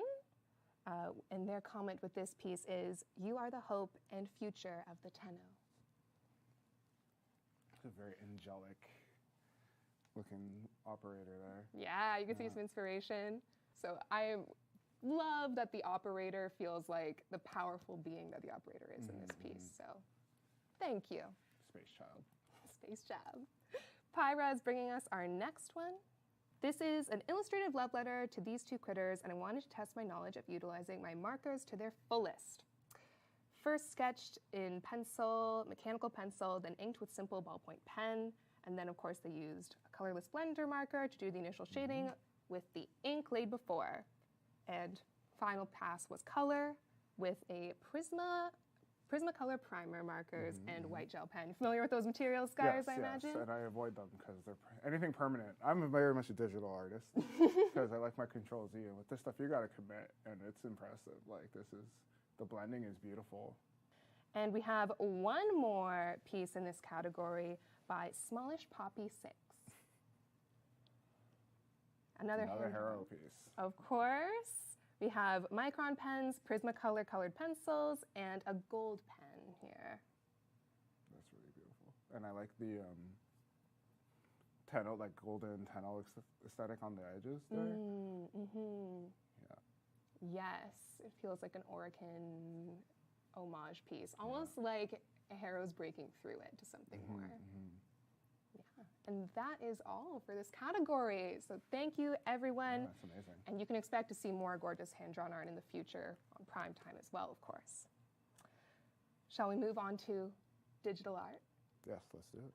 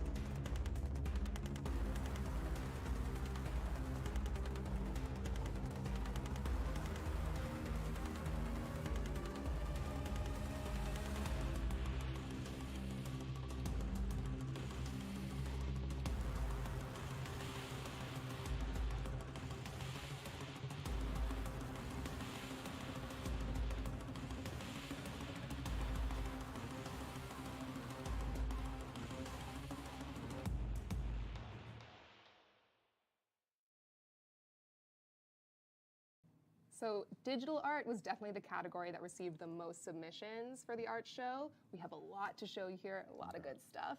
And we're starting things off with Naruban's Mirage Prime. Wow. That's so great. Oh my gosh, I love her. The trickster herself. They're all in there. They're all in there, all the clones. I was like, okay, 1, 2, and then the other one's like, I'm here too. Yes, and she looks prime. The gold. The posing is great. It Gives them is. all their own personality, which is really cool. It's really well said. Thank you, Naruban, for this stunning piece. And now we're going to move on to Cret DUY for the next. Aww. I know. This is a classic Cret DUI piece. I'm a sucker for romance. What can I say, Skies? It's very sweet, yeah. I feel like, I don't know, it feels like entering a fairy realm or something, but with warframes. What's not to love? And it's that moment when their horns are right about to touch. It's special. It's like they're going to kiss. Yes. We love it. Thank you, Cret GUI, for this and all the other gorgeous pieces you do in this style. My heart grew 2 sizes today. Sure did. On to Sand Chomps. So this is an animated GIF, and you can see the kind of gold Vitruvian style with it. Taking from the Sacrifice Quest, that moment. That's really cool. A moment that stays with all us Tenno, I think. It's very deep. And Sand Chomps even said this is their tribute to the Sacrifice Quest, and they adored the theme of love. Yeah. Yes. On to Pyraptor. Zaku. They're in pieces, of course, because the broken warframe is there. But I love how there's a quality of being broken, but also powerful in this piece. You can feel the like they managed to keep the gesture in there even after doing all the amazing shading and stuff, and it feels, you can feel it moving and happening. That's great. Thank you, Pyraptor. On to Parma Griffin. There's too much heart in all I these. know, it's like they formed a Pieta with more frames. And the flower edition, which all of us who know Helminth will appreciate. That's beautiful. It's great use of color too, and the lighting with like the sun rays coming through and going across, leaving your eye. Yes. That's beautiful. And Trinity, what a great choice for that character mourning, another Warframe. Meg is going to be fine. Yeah, Meg fell in action, but Trinity will bring Meg back. Fear not, folks. Yeah. Our next piece is by Nello Sart.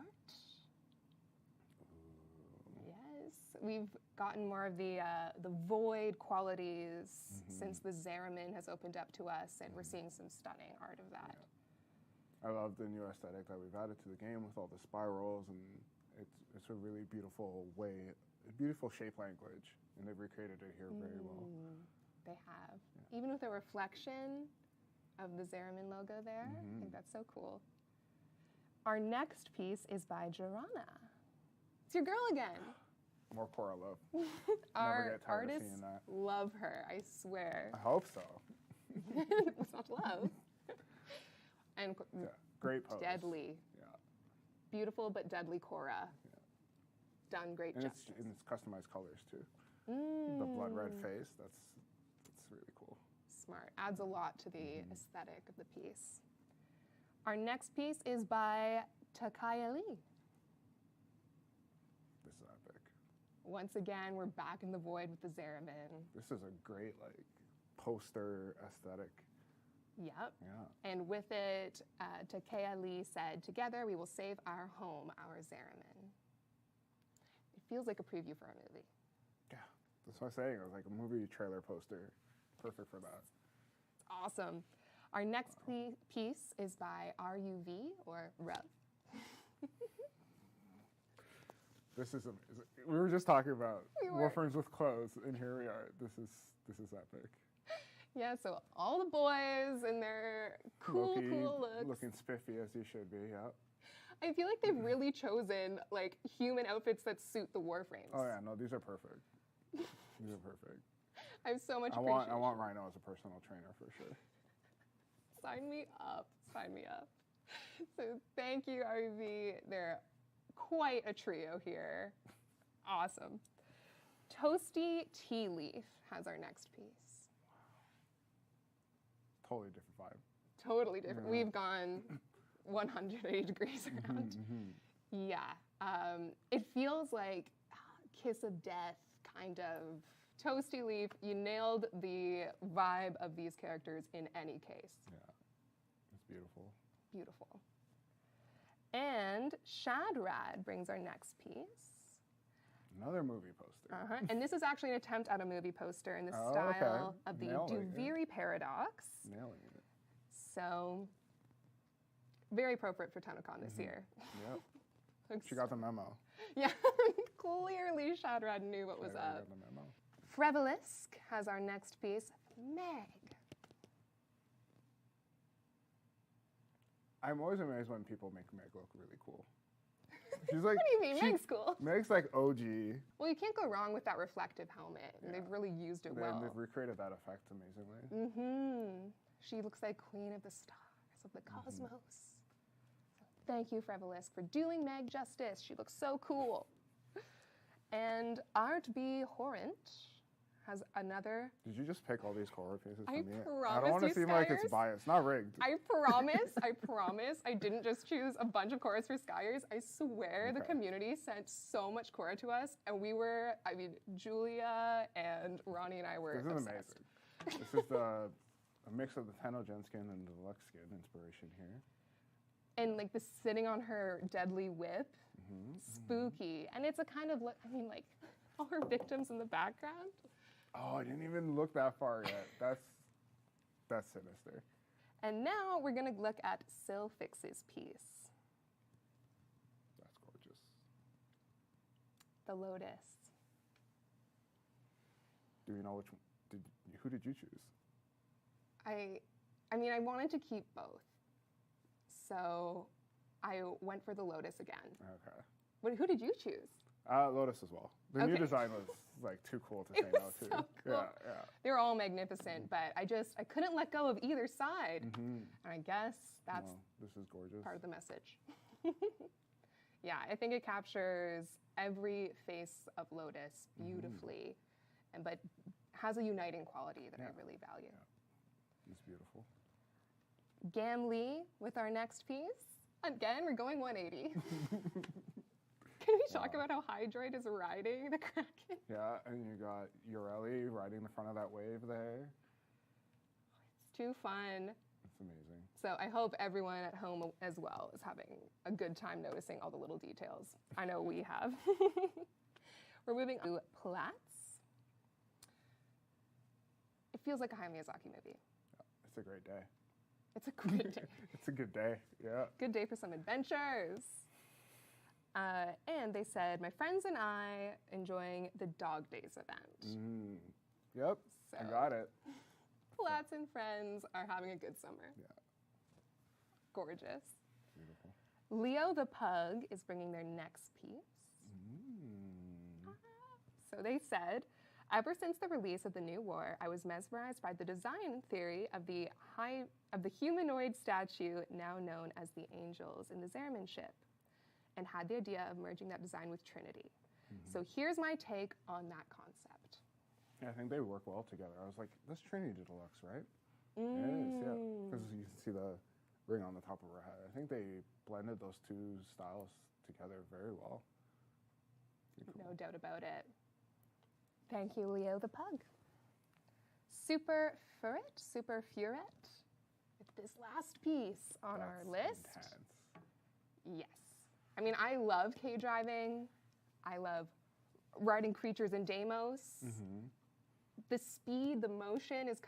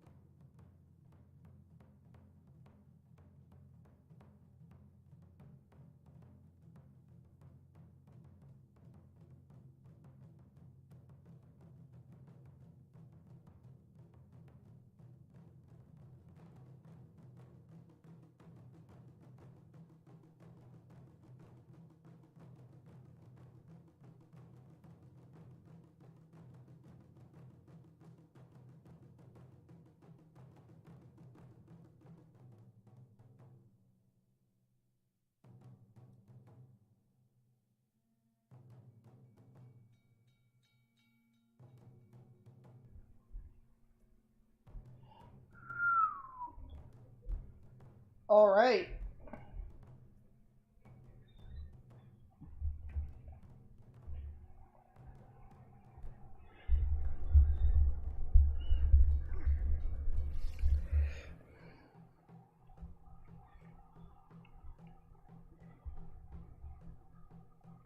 Ooh.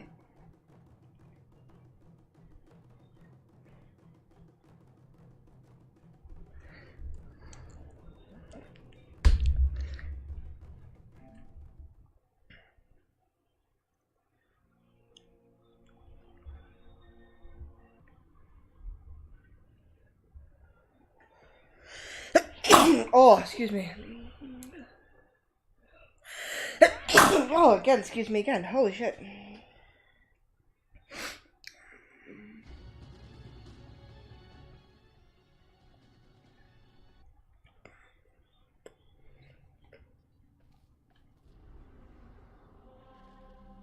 That looks cool.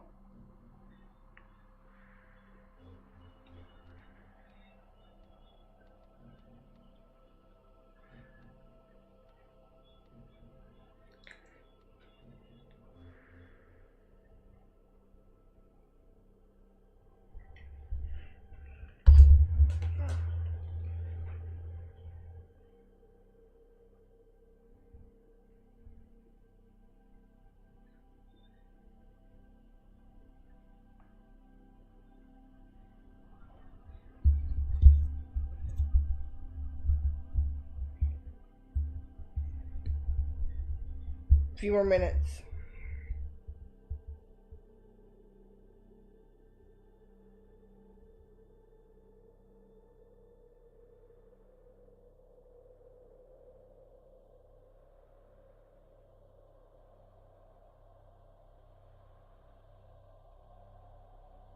Operator, are you enjoying the view?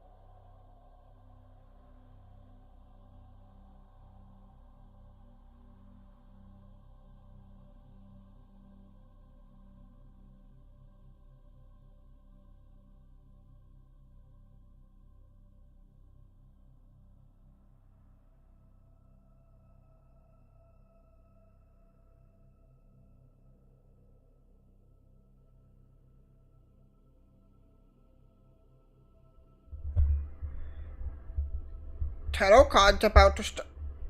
Tennocon Live's about to start.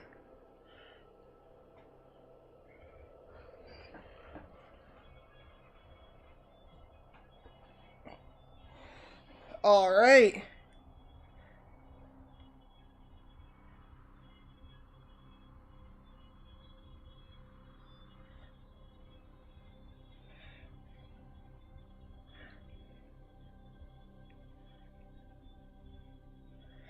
For Titania Prime, the boy who lived has come to die.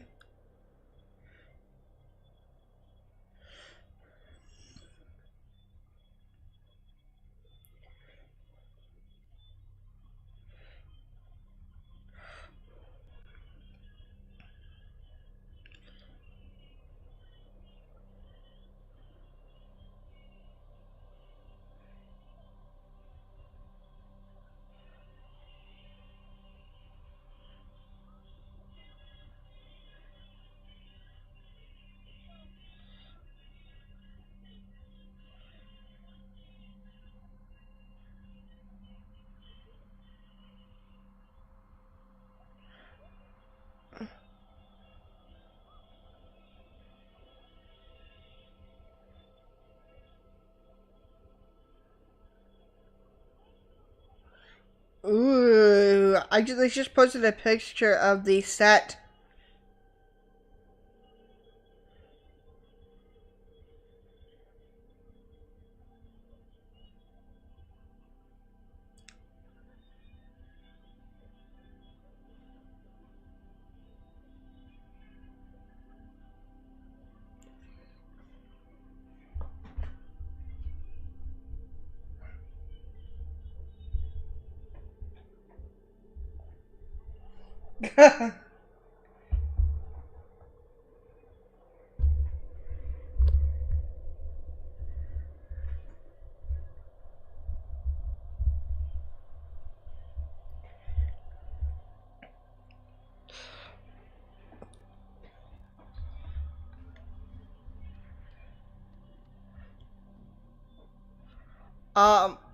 Where is this new?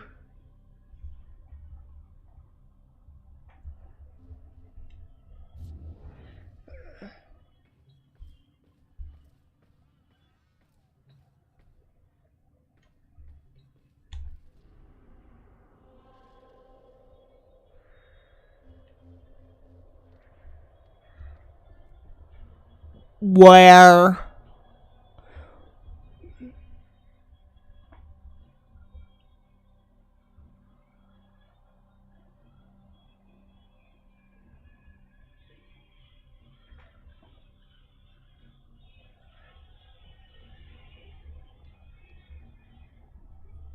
But where?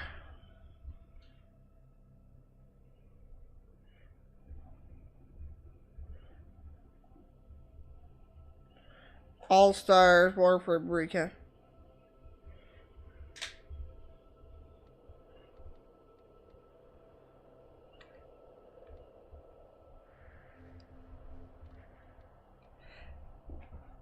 Where's the amphitheater?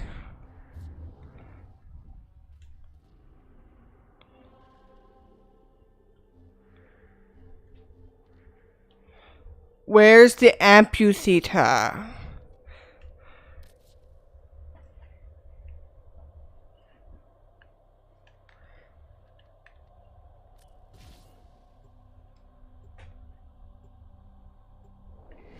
So,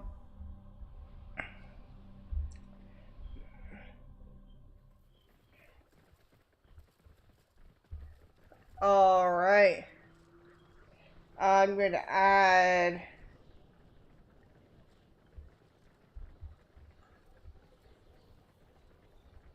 we're going to add display capture.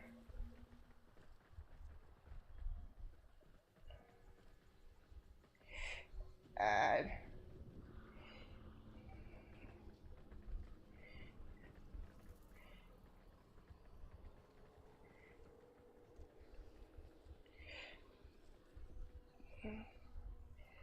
gonna shrink this.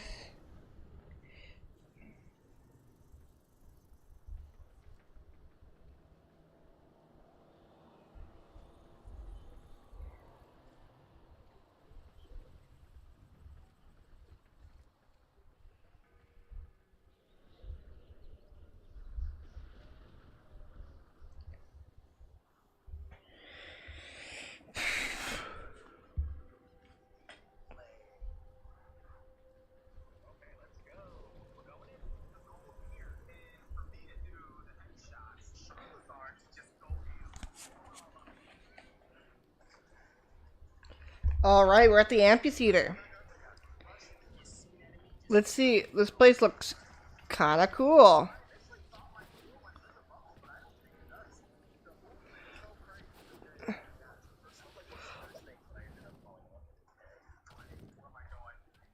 Whoa, look at that over there.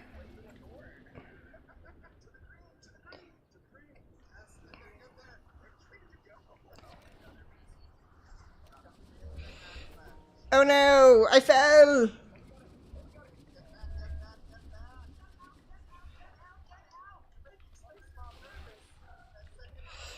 Okay, we're gonna go this way real quick. So this is the...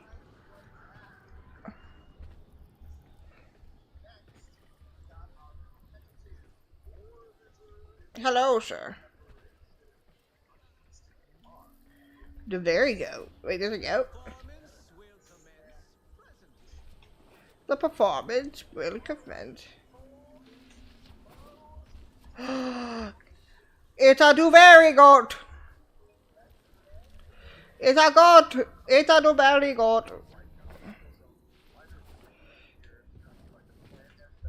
So that was the place that we saw in the 1 second.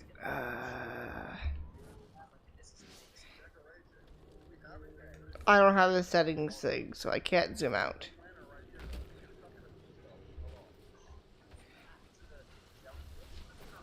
You also can't turn into your operator here. There's a gate here.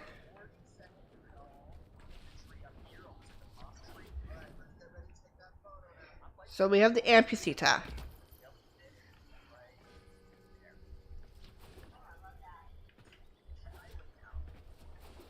I want up here.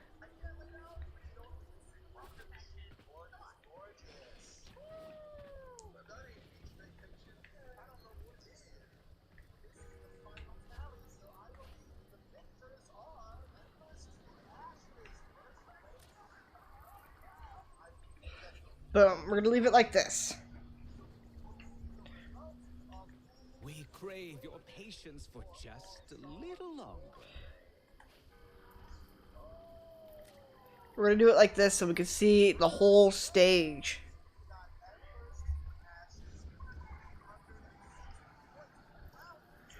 I don't care for this part here.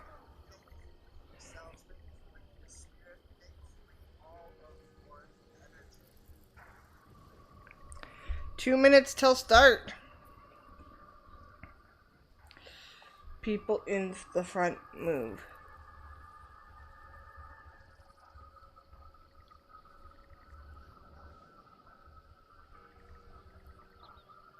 So we have 2 minutes. The performance will commence presently.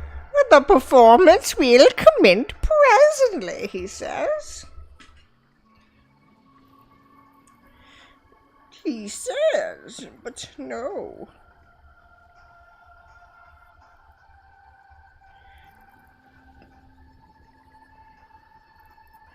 Let's see, did they post anything new? Maybe some secrets? Power. Let's see. Ooh, they're showing the real IRL set. It looks so cool. 56 seconds.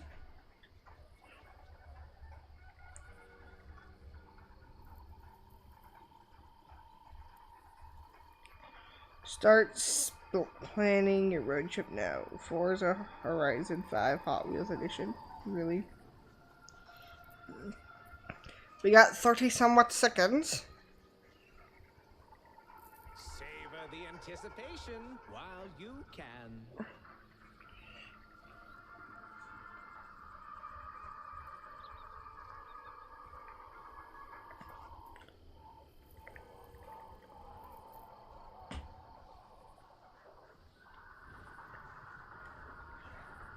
I'm wearing my headphones very awkwardly just so I can hear both of them.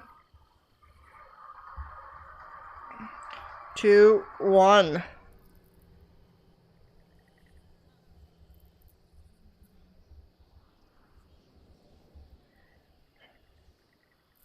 We're starting off with a trailer.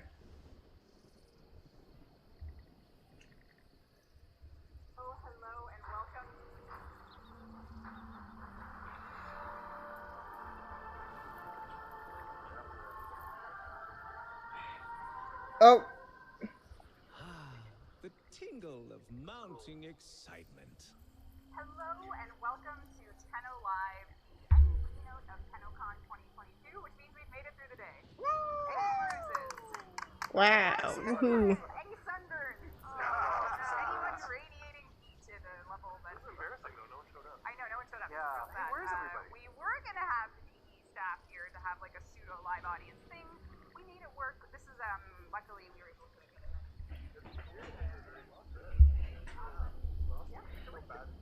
I know, it's quite empty, but you're here, so it's like, if you're watching, welcome, thank you very much for joining. We have about an hour of Warframe to talk about it, so we're going to do this. Come on, plenty of room for everyone. All right. Let's see where...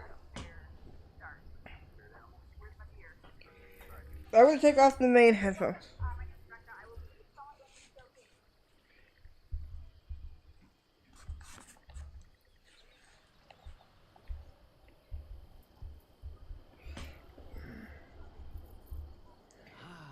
The tingle of mounting excitement.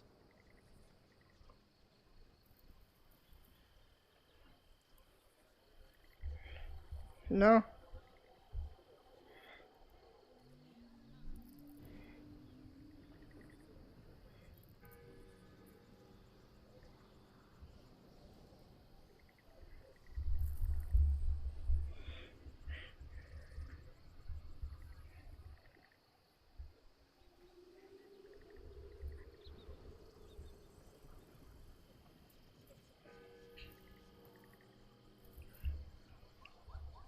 Savor the anticipation while you can.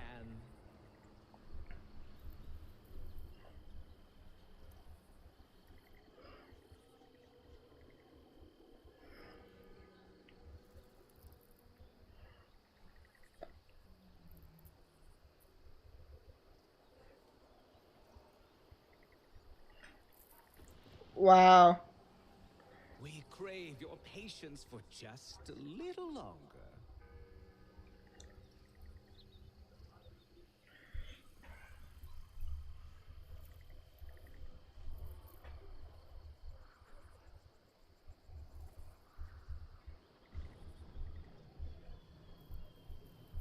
Ken.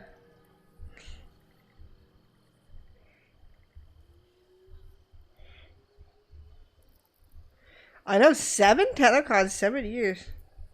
Come on, plenty of room for everyone.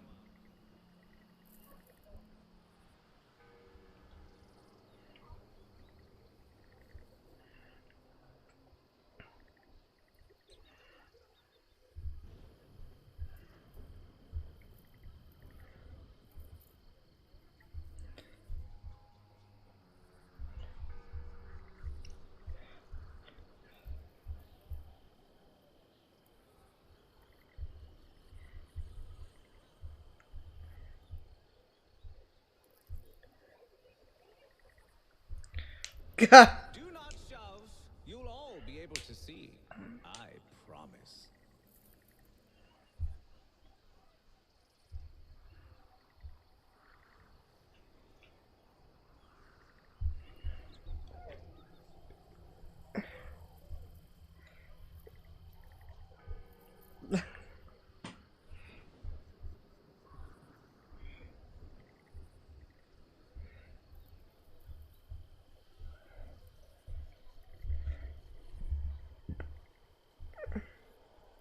performance will commence presently.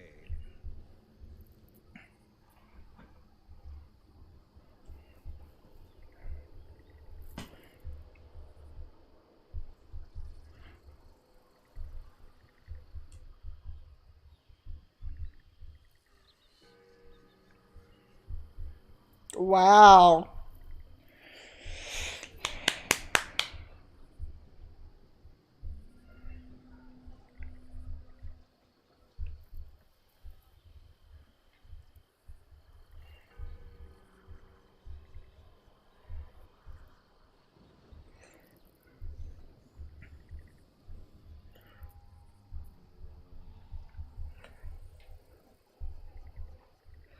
Every year they amaze me with the We crave your patience for just a little longer.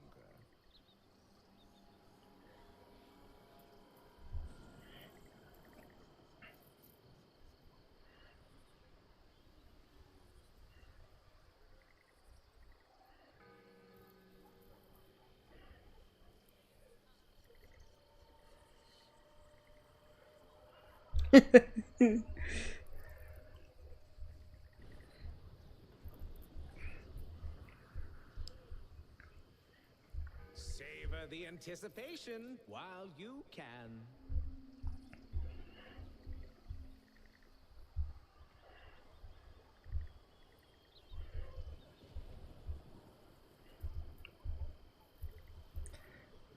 God.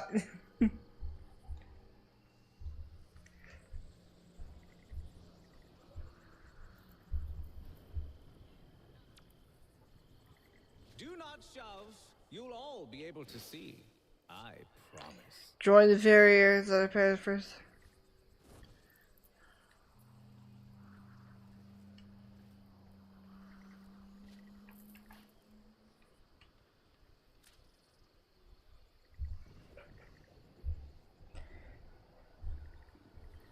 Ooh.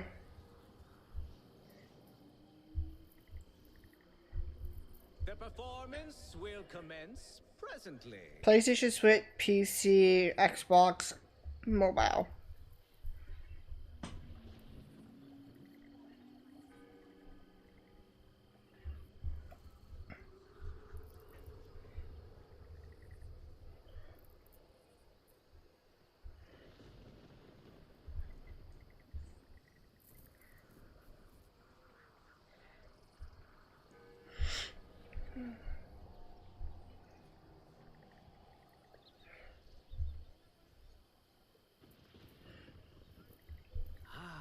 The tingle of mounting excitement.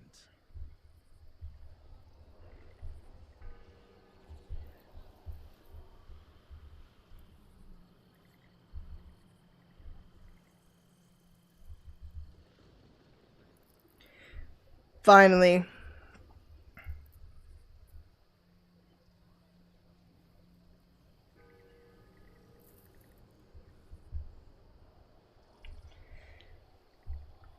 Rebecca is dressed up nice today.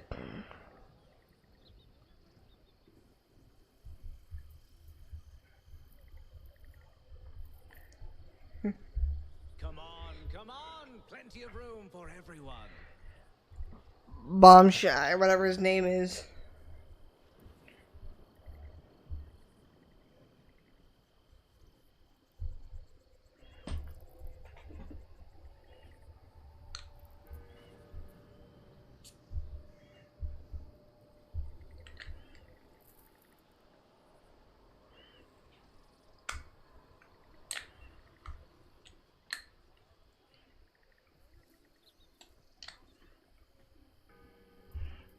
That means mobile's done faster than we thought.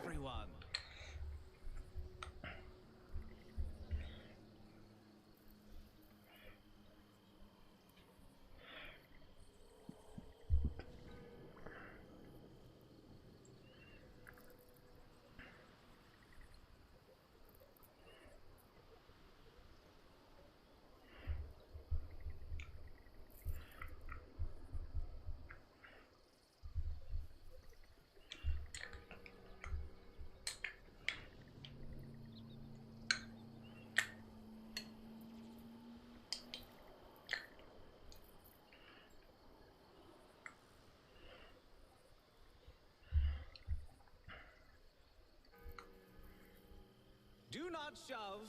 You'll all be able to see. I promise. January Barrow. Oh my god. People in the comments.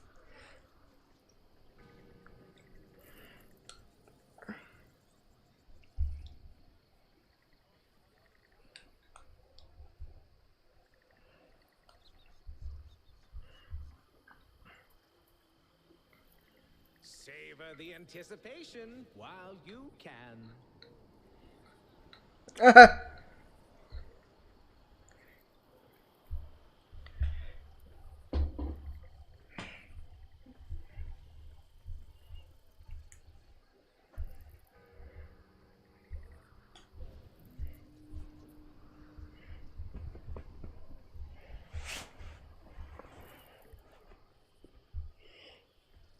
We crave your patience for just. Oh, this is the sick looking computer. I want this. Odds of winning probably low.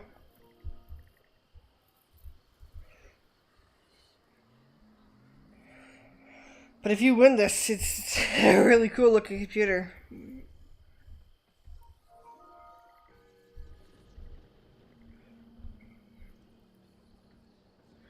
It's got a lot of Warframe parts to it. It's a very PC? Sorry, Zerman ship PC. Zerman custom PC. Sign up to Tennocon. Warframe.com/Tennocon.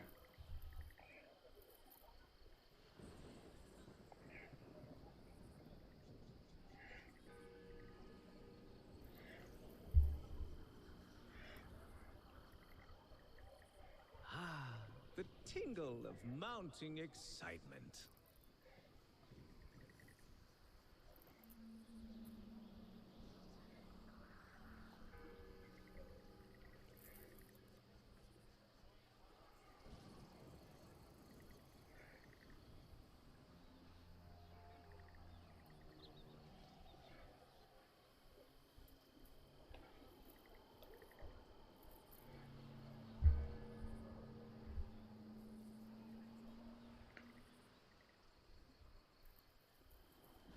The performance will commence presently.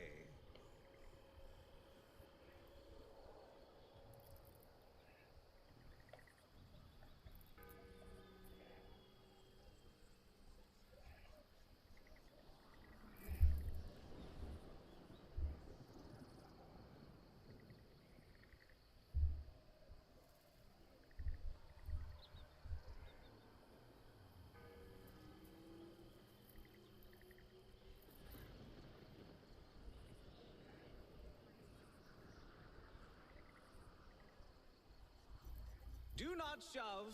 You'll all be able to see. I promise.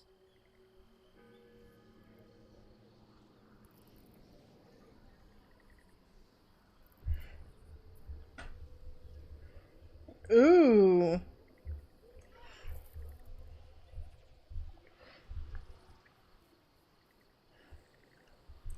She looks cool. Tingle of mounting excitement.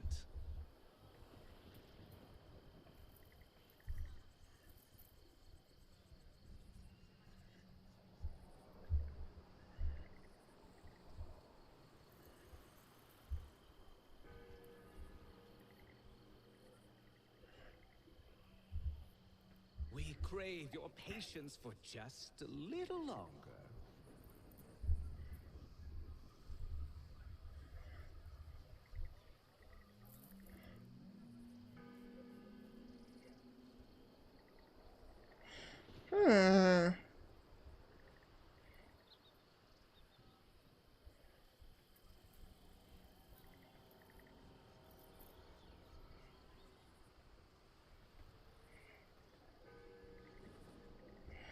I don't have a giveaway thing here. I'm confused.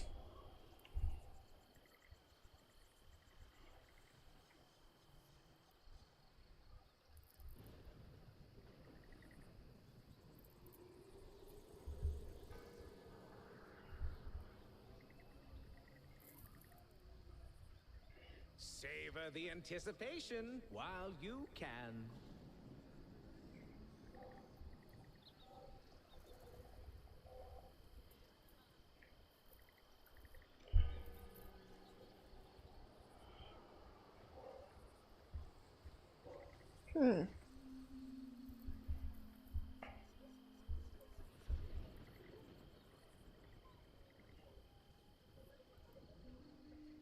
Come on, come on! Plenty of room for everyone.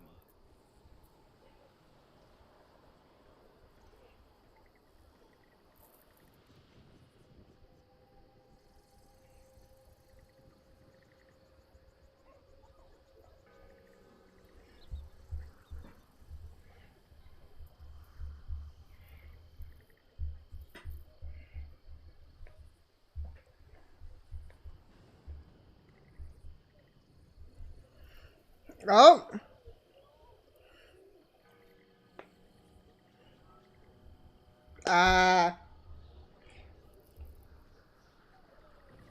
Savor the anticipation while you can.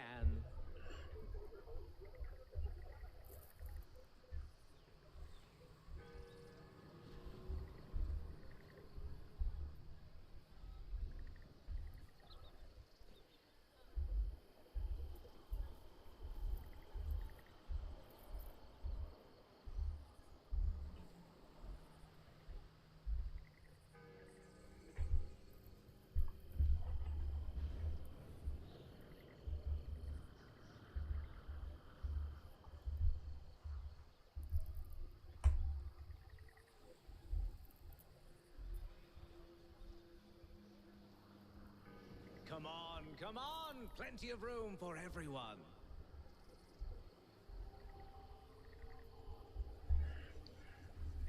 Giveaway thing is not working.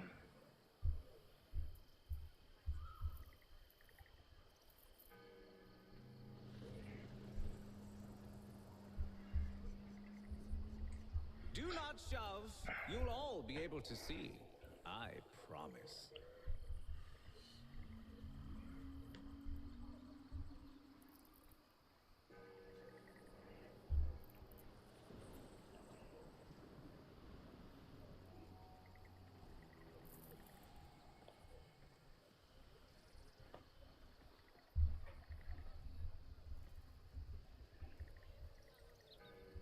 Oh. We crave your patience for just a little longer.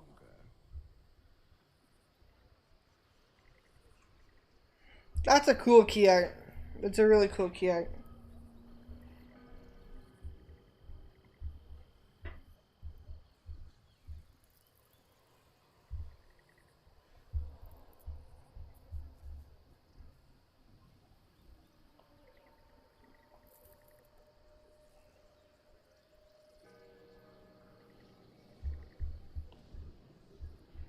The performance will commence presently.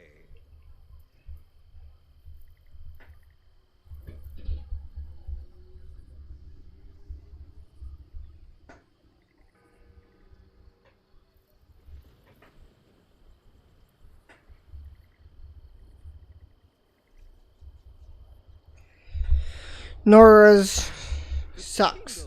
Mounting excitement.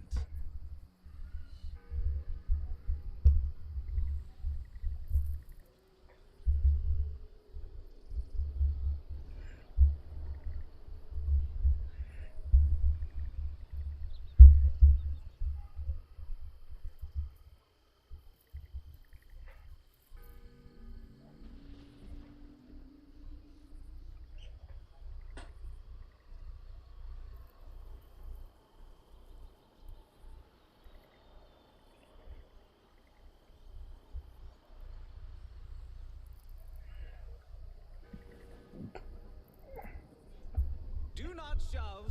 You'll all be able to show. see. I promise.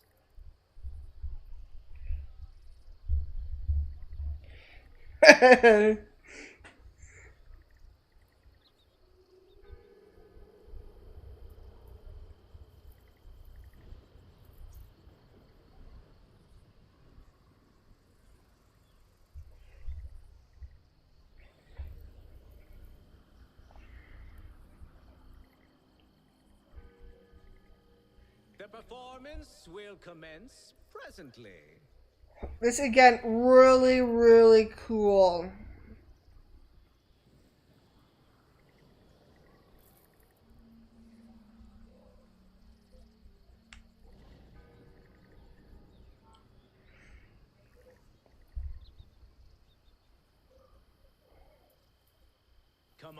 Come on, plenty of room for everyone.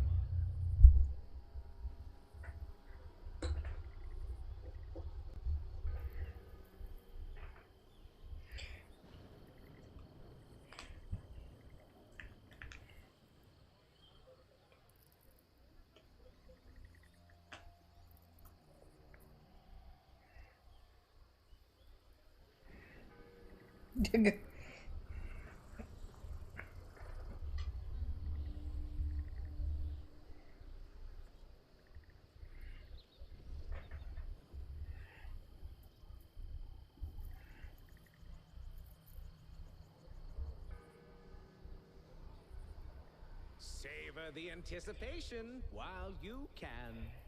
PlayStation exclusivity.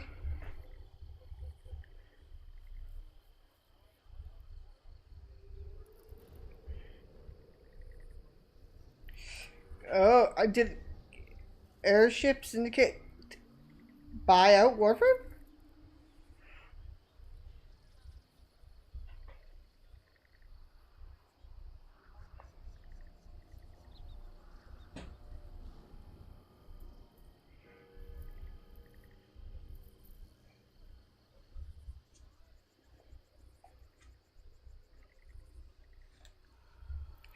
We crave your patience for just a little longer.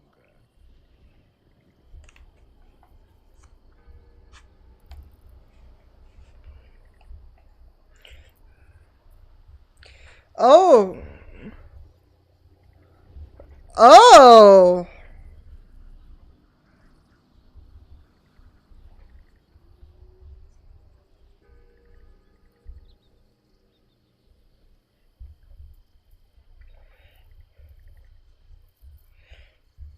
This looks interesting.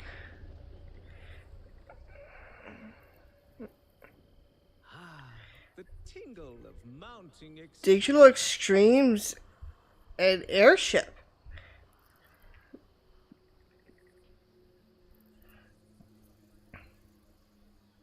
It's also available on console. As you see, they're using console controllers already.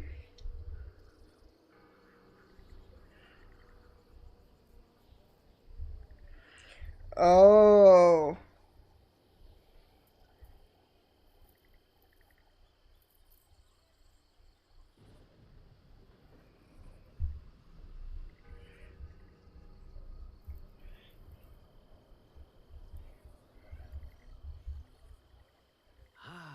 The tingle of mounting excitement.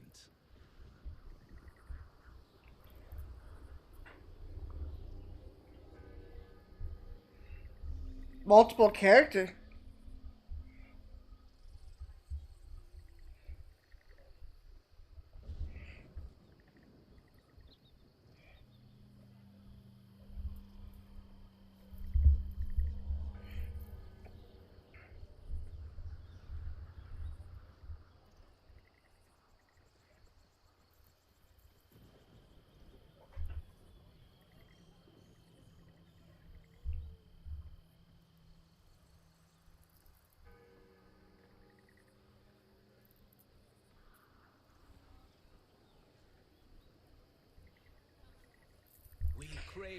Full reveal at the Game Awards 2022. Join the adventure. This looks spicy.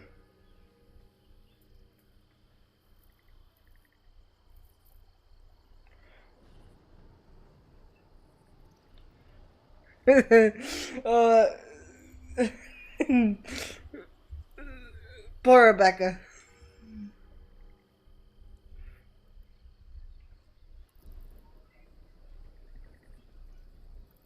The performance will commence presently.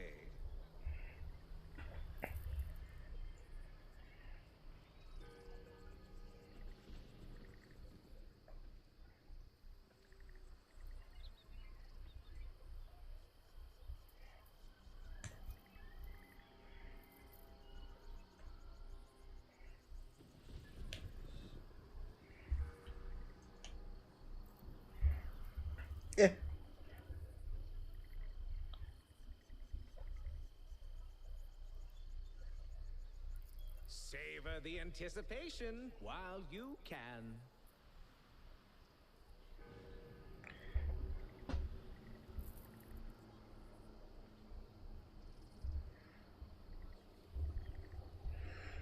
Oh.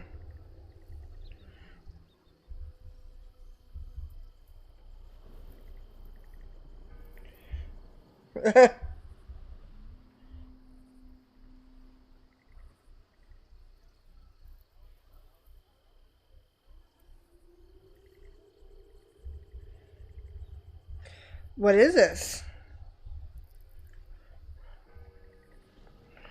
Boo doo doo doo. Boom. Do not shove. You'll all be able to see. I promise. Wait, is this? Wait a minute.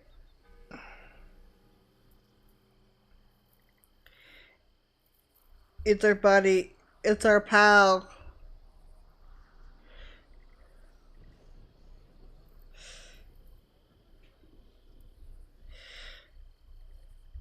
You can play it multiplayer too? Plenty of room for everyone. Whoa. And you can play as a Grenier? What?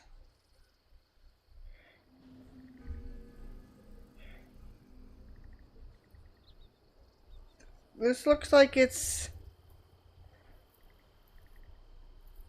Oh. It's the new Akron.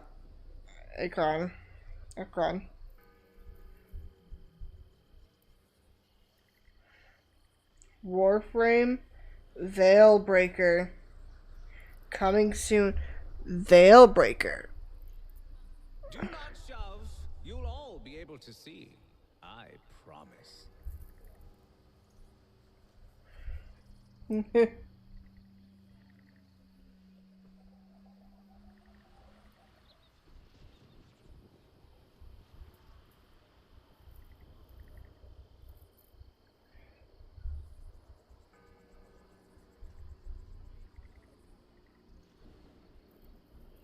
We crave your patience for just a little longer.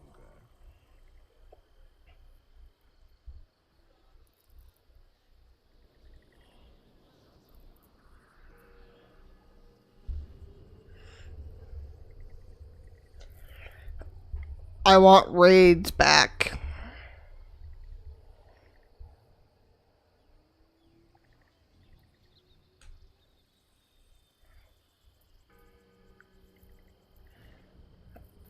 The performance will commence presently.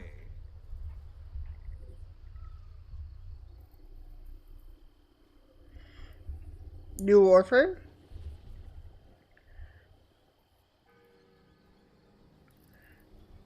'50th.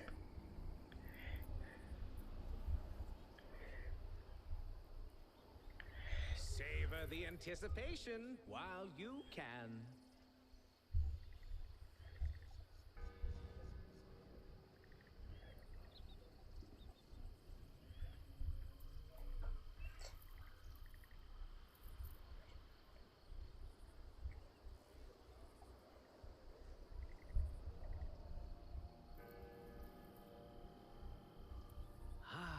The tingle of mounting excitement.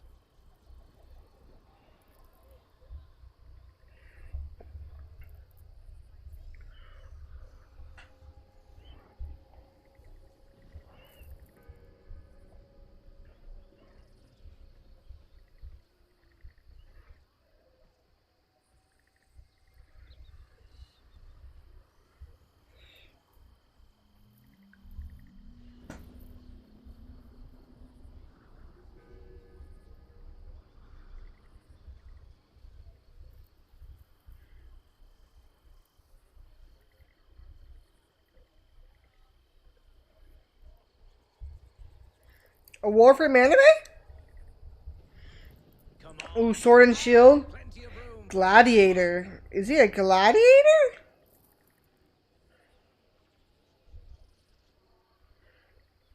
Stranex.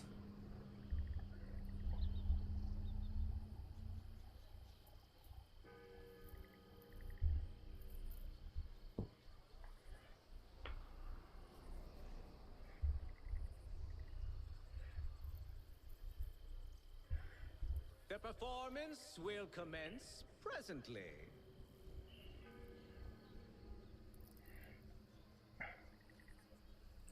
The next Warframe is Gladiator theme. And then the one after that is Werewolf.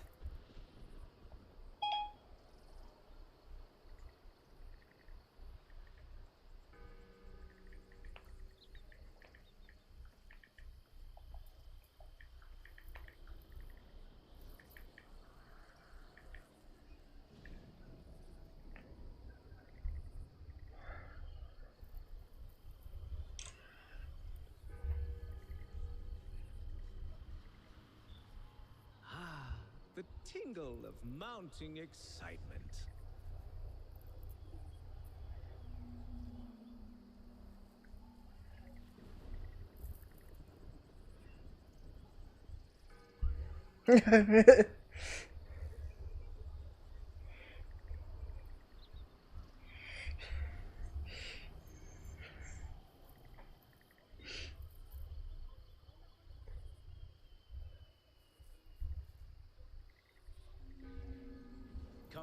Come on, plenty of room for everyone.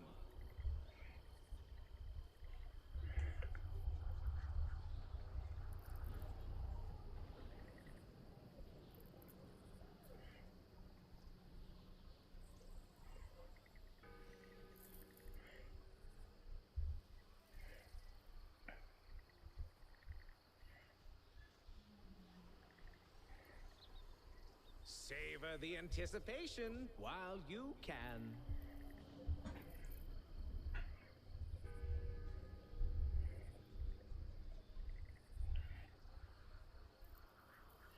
I won't win it.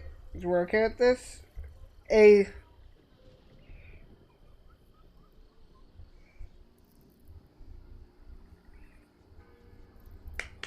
Congrats, whoever that is.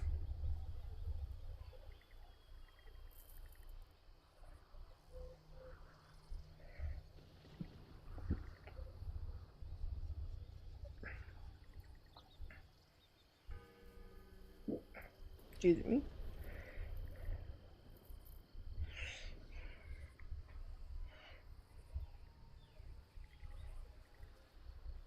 Do not shove. You'll all be able to see. I promise. Let's see if I'm lucky.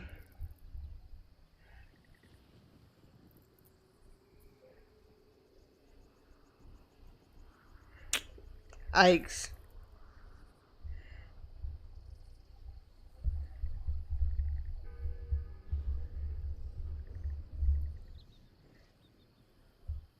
It's her space.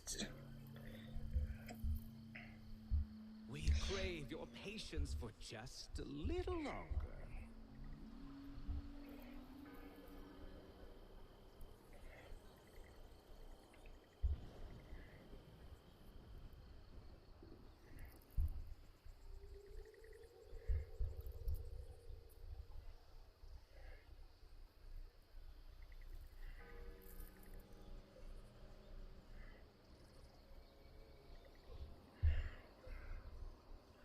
What?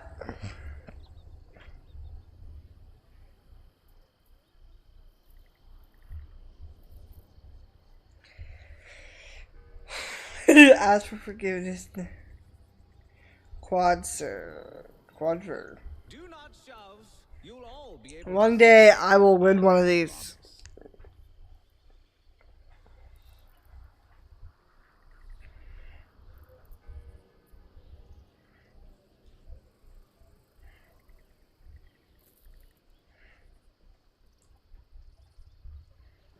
The performance will commence presently.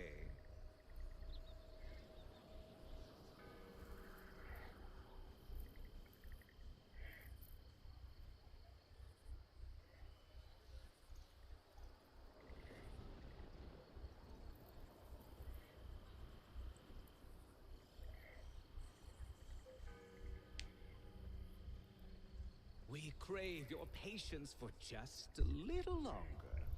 Oh.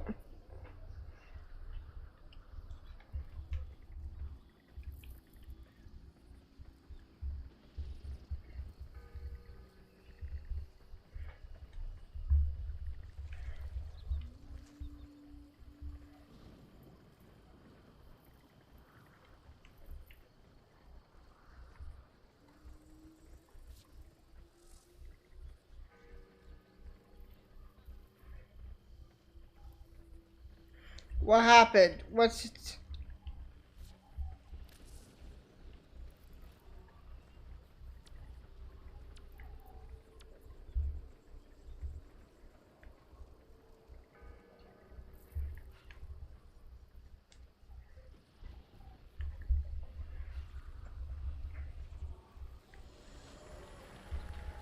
Oh. One and all, vagabonds and wastrels, nobles and nobodies, tatterdemalions, tramps and troubadours, welcome to a display without equal. And I just got locked out.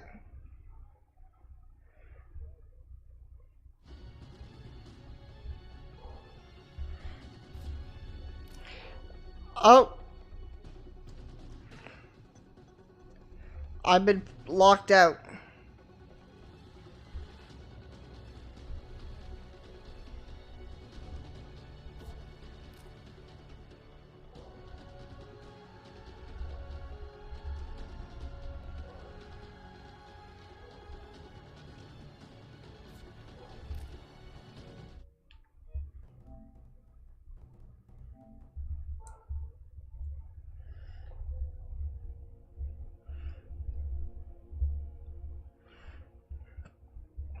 The game, it kicked me out.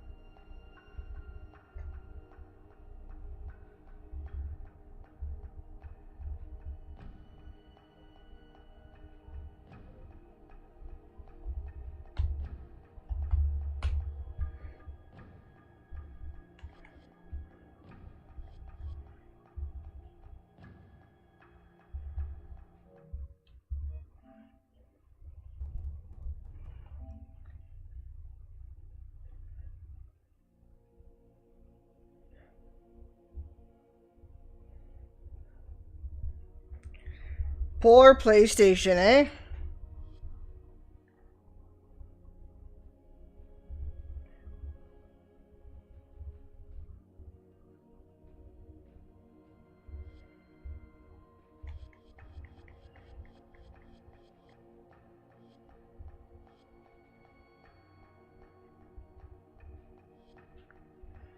Well, fuck me, I guess.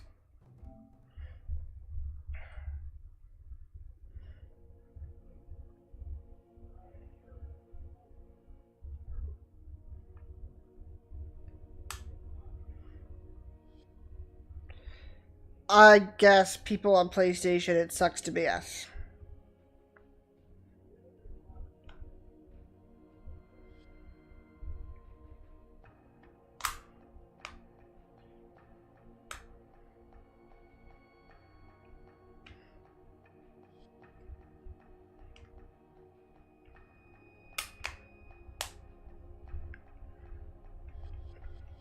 Well, it sucks to be on PlayStation, I guess.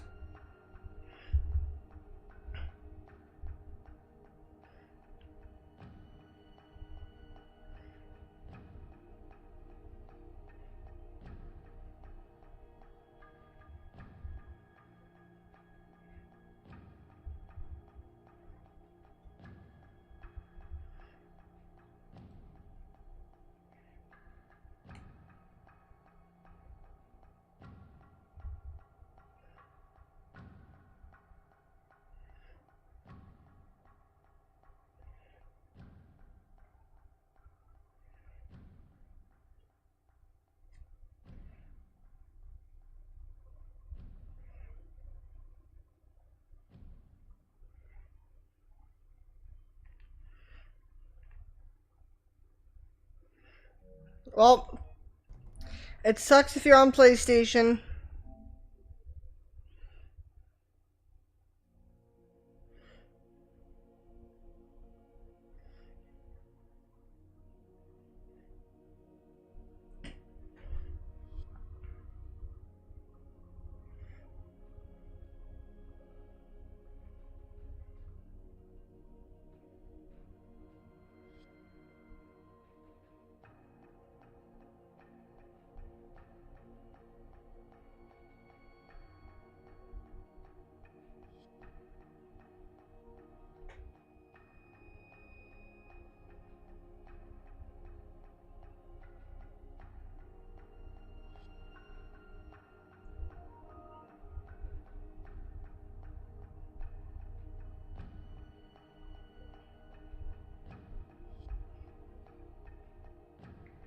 Well, I guess I can just do this then.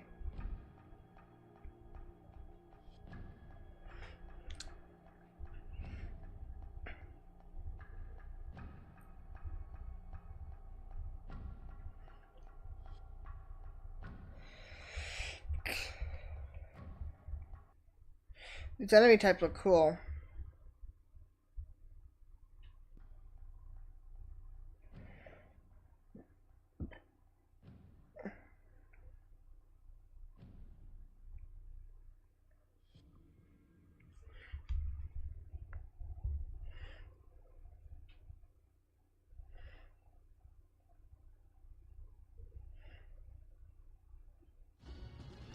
This is a playable demo. They're actually playing it.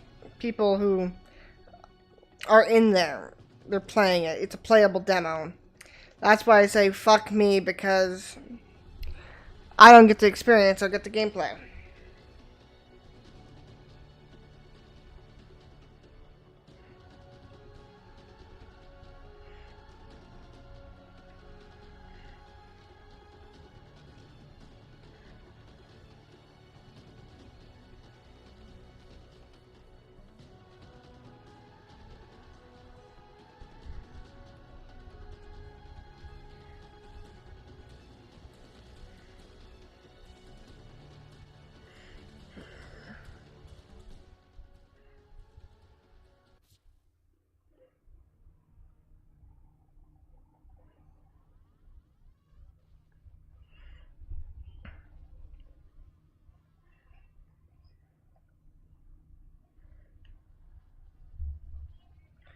Maybe it'll load us in.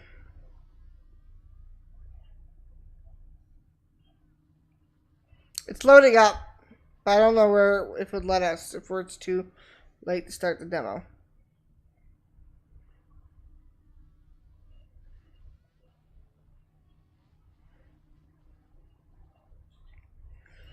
Wow, would be a cool thing to play. Would be a very cool thing to play. Wow, that'd be a cool moment. And I got kicked out again.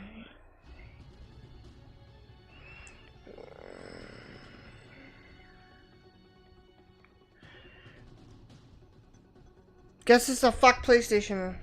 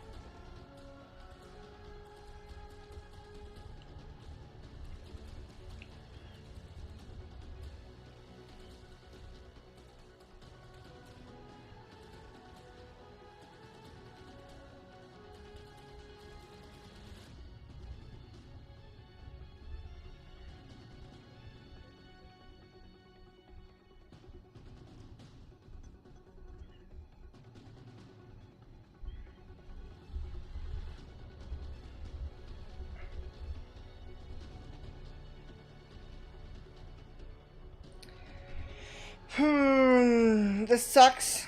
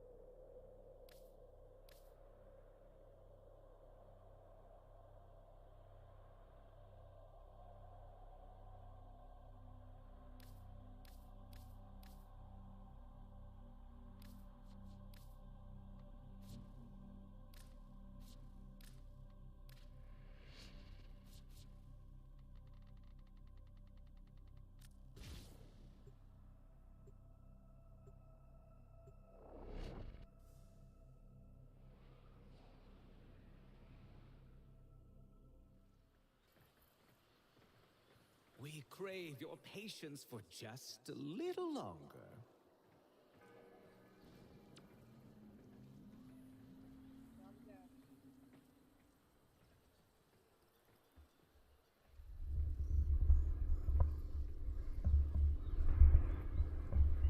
Okay, it's working now.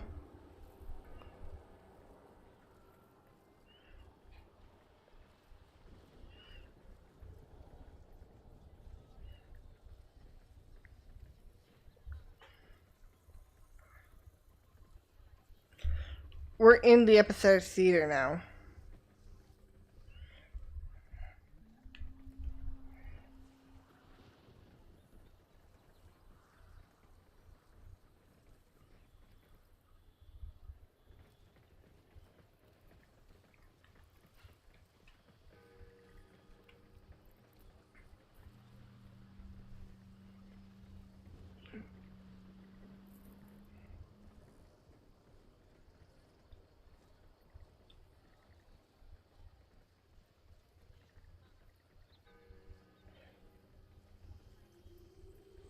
Well, that's a cool effect.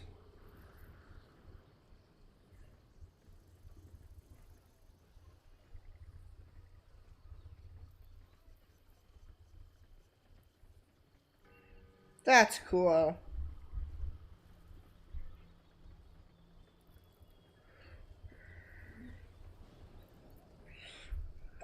This is going to be a cool open world experience. I do hope that this does come sooner than we do think.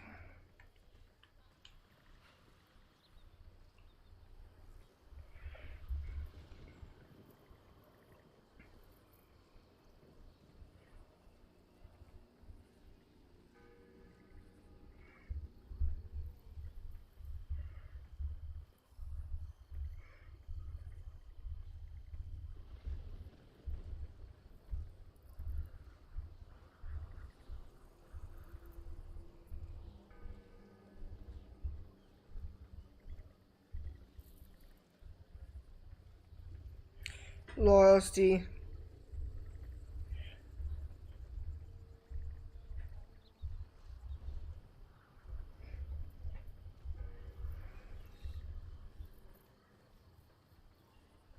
Oh.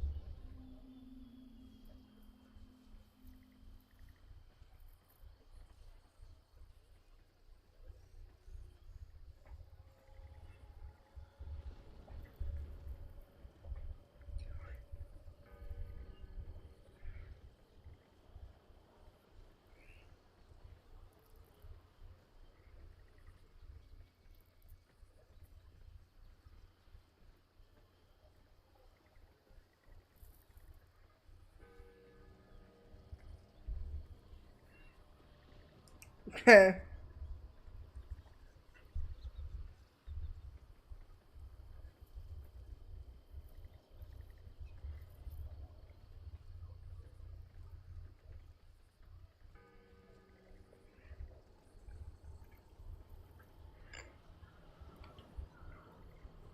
That's cool.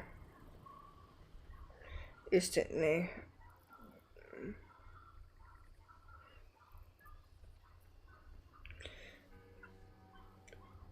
This open world is going to be cool.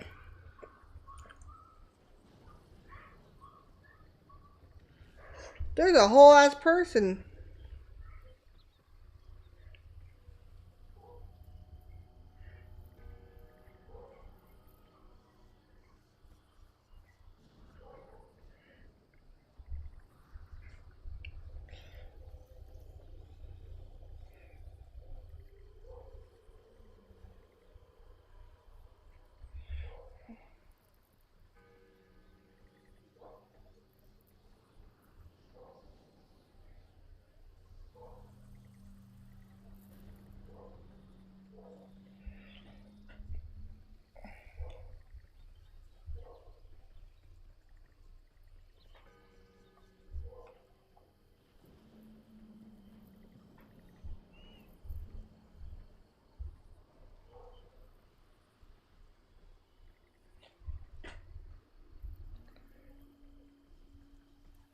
That's cool.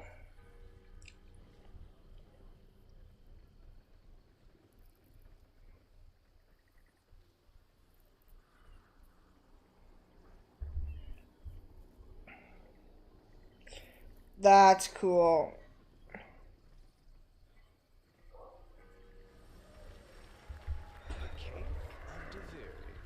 Ooh. In a steel dream, swifter than bow shots, more loyal than a steadfast soldier's heart. Run true, noble Caith.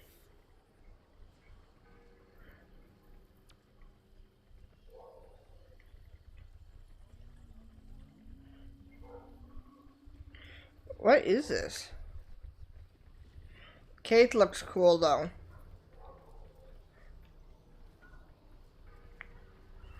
Kate looks cool.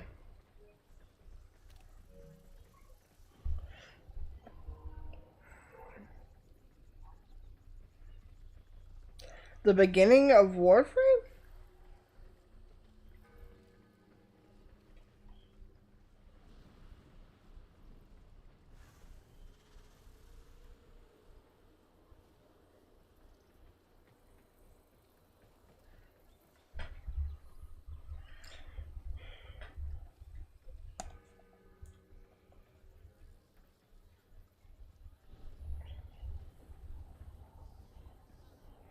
Tension? No. That's her character, I believe. Oh no, it is tension.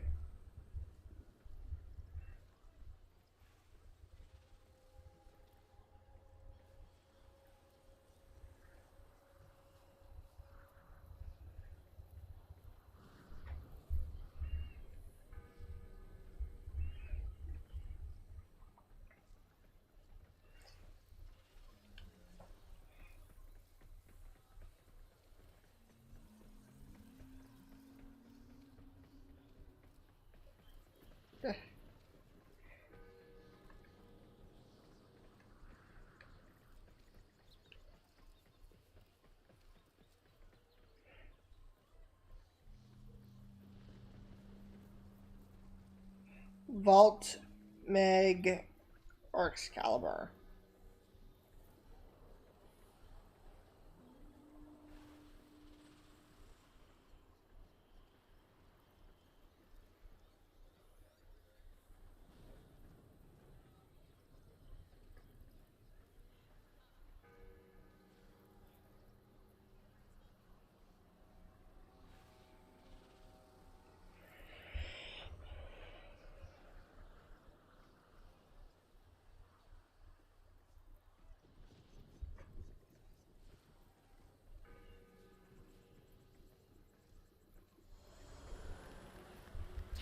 Ooh. A veteran veiled in scars and sorrows. I cannot tell you how long he has dwelled with us. I only know that something has compelled him to watch and wait.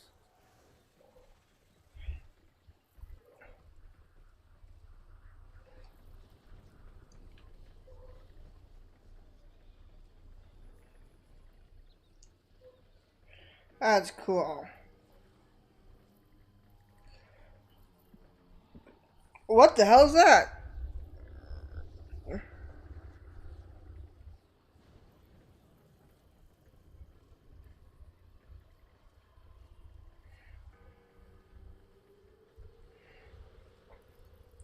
Device. What the hell is that thing?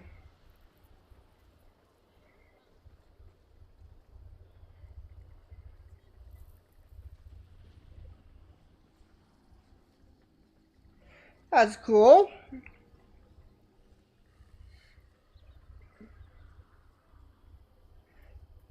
Damn.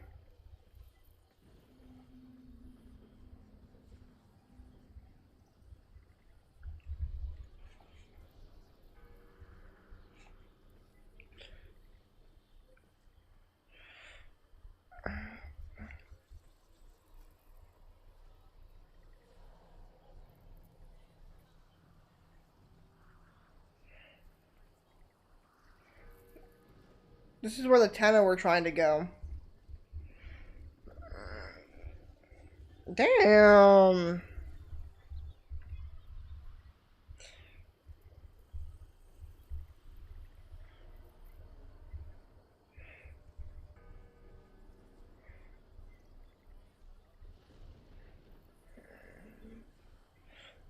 Wow.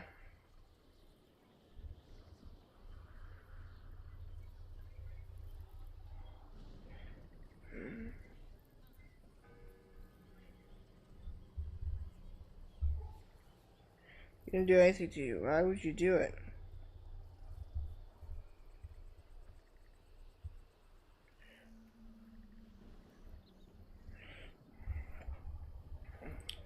Load on and just now.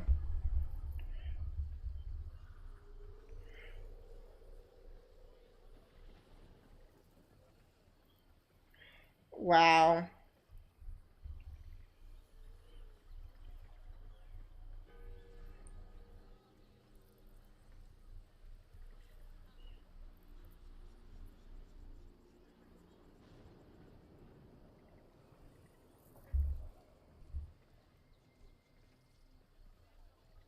What?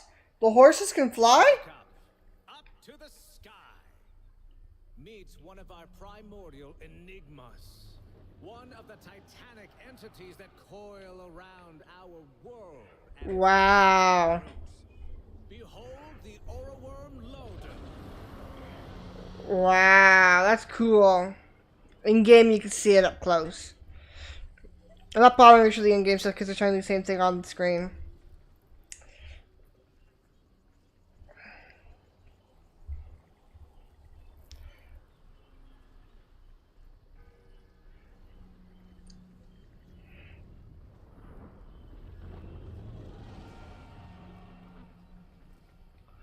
That's cool.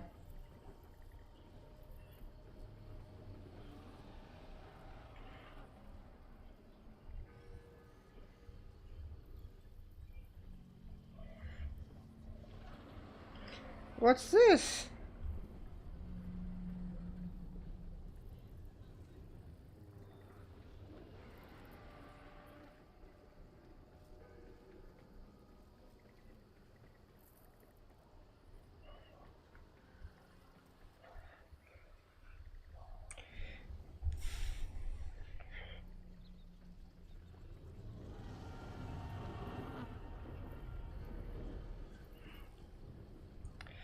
Warframe, the very period coming with winter 2022.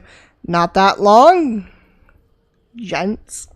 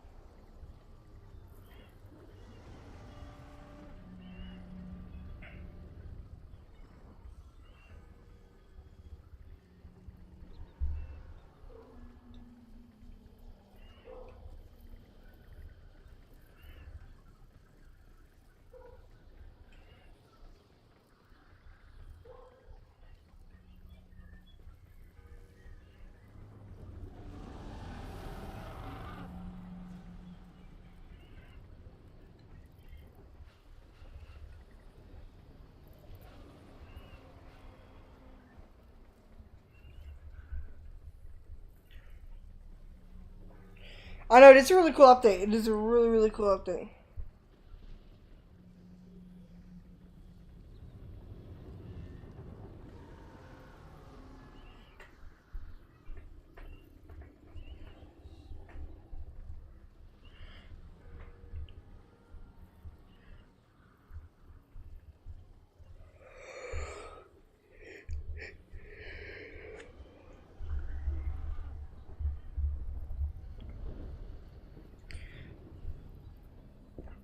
2 major updates are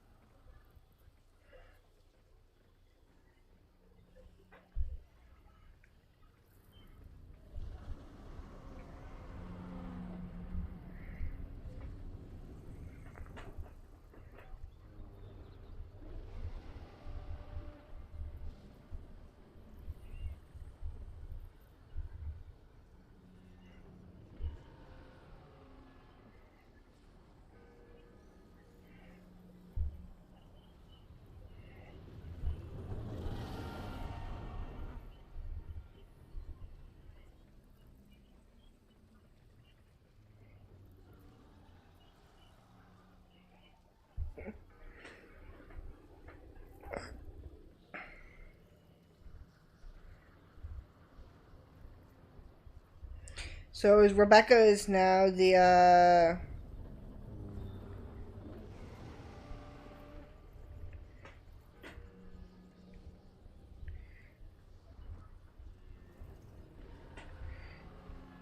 so I'm guessing she's now getting a promotion of some sort. It's cool.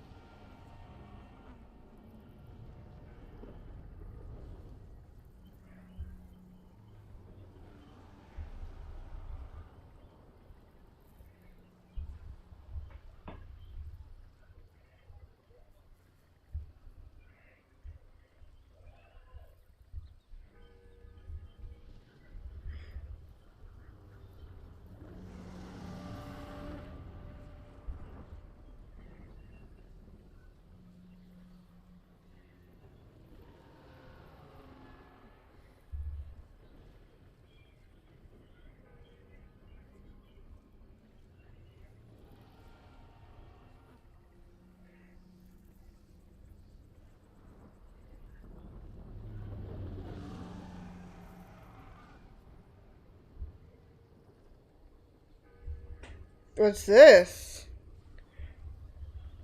A new game? They're doing 2 new games?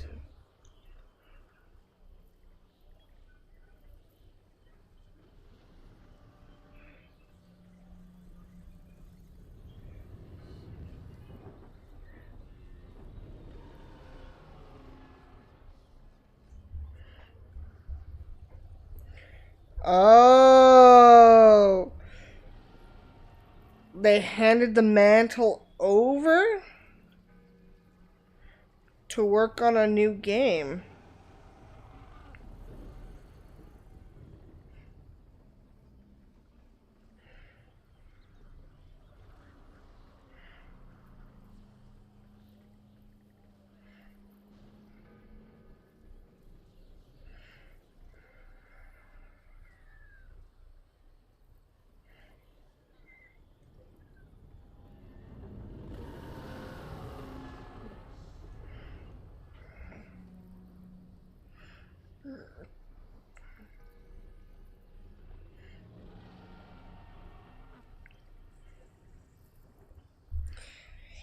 So it makes Rebecca the creative director now, doesn't it, eh?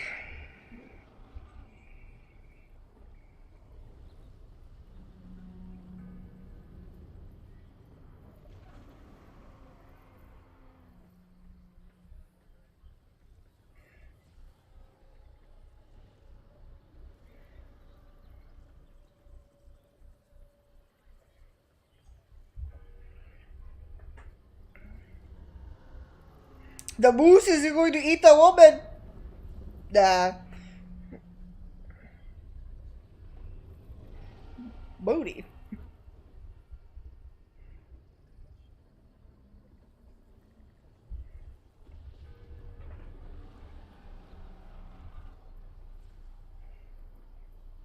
The moose got magic. The moose is on the bird's on the nipple.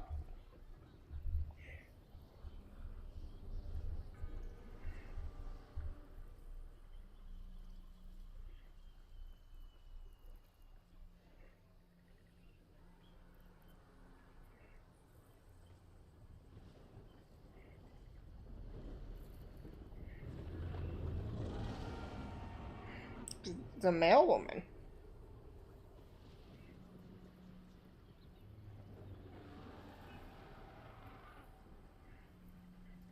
Oh, it was a male. I thought it was a woman the whole time.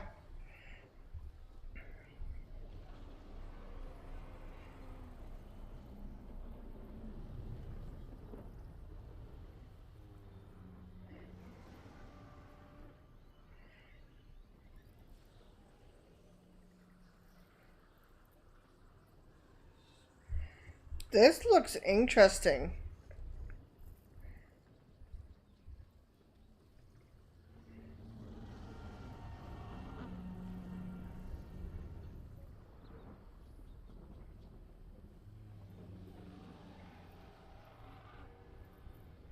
Still looks pretty Warframe-esque with like some of the designs. You can tell it's the same people.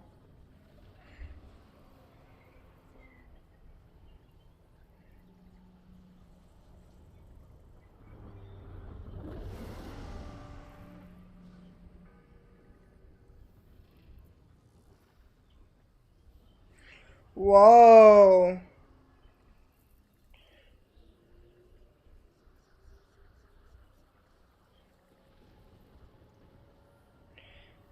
That's cool.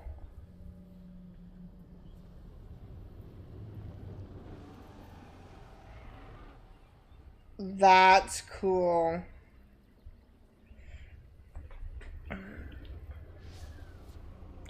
The stream's already doing something like an A quest.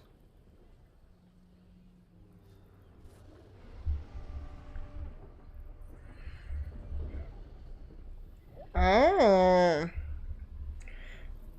The Killer Streams is doing two new games.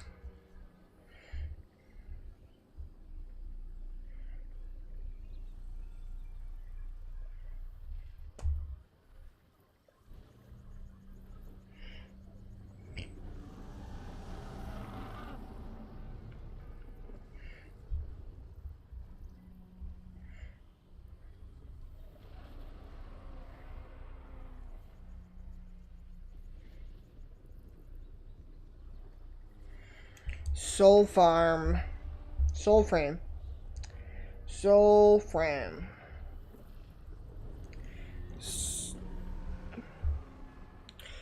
Warframe's getting a sequel, it looks like.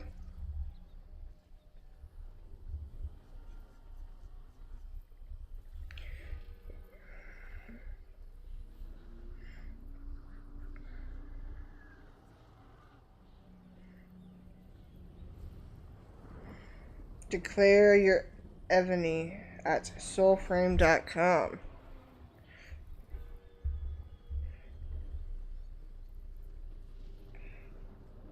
Alas, merciless time has not stinted on his forward march, and our dalliance together draws to a close. How different from the hours in sweet Duviri, where the same day may be lived over and over like a beloved song, and never grow old. Of course, it is not so sweet for those who the king wishes to see suffer.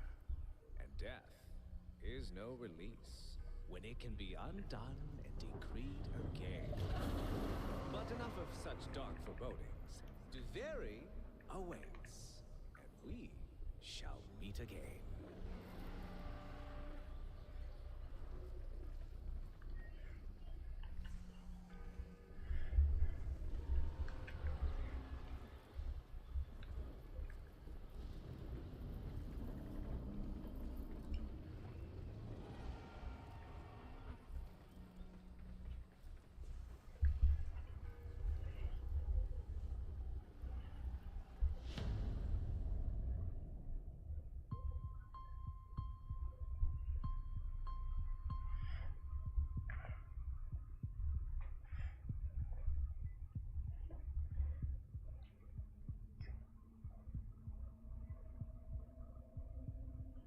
What's going on?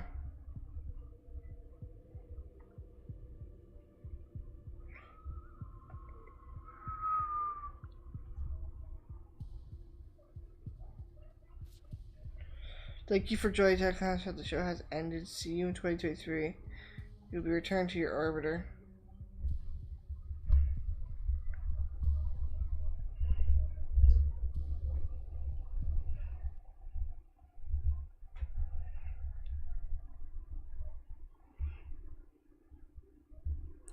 Wow. Well, I appreciate everyone for joining me in the stream and who watches this video as well. I'll see you all later as Tennocon is now over. It's wow.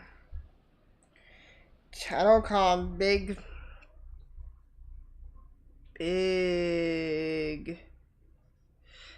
thing. Wow.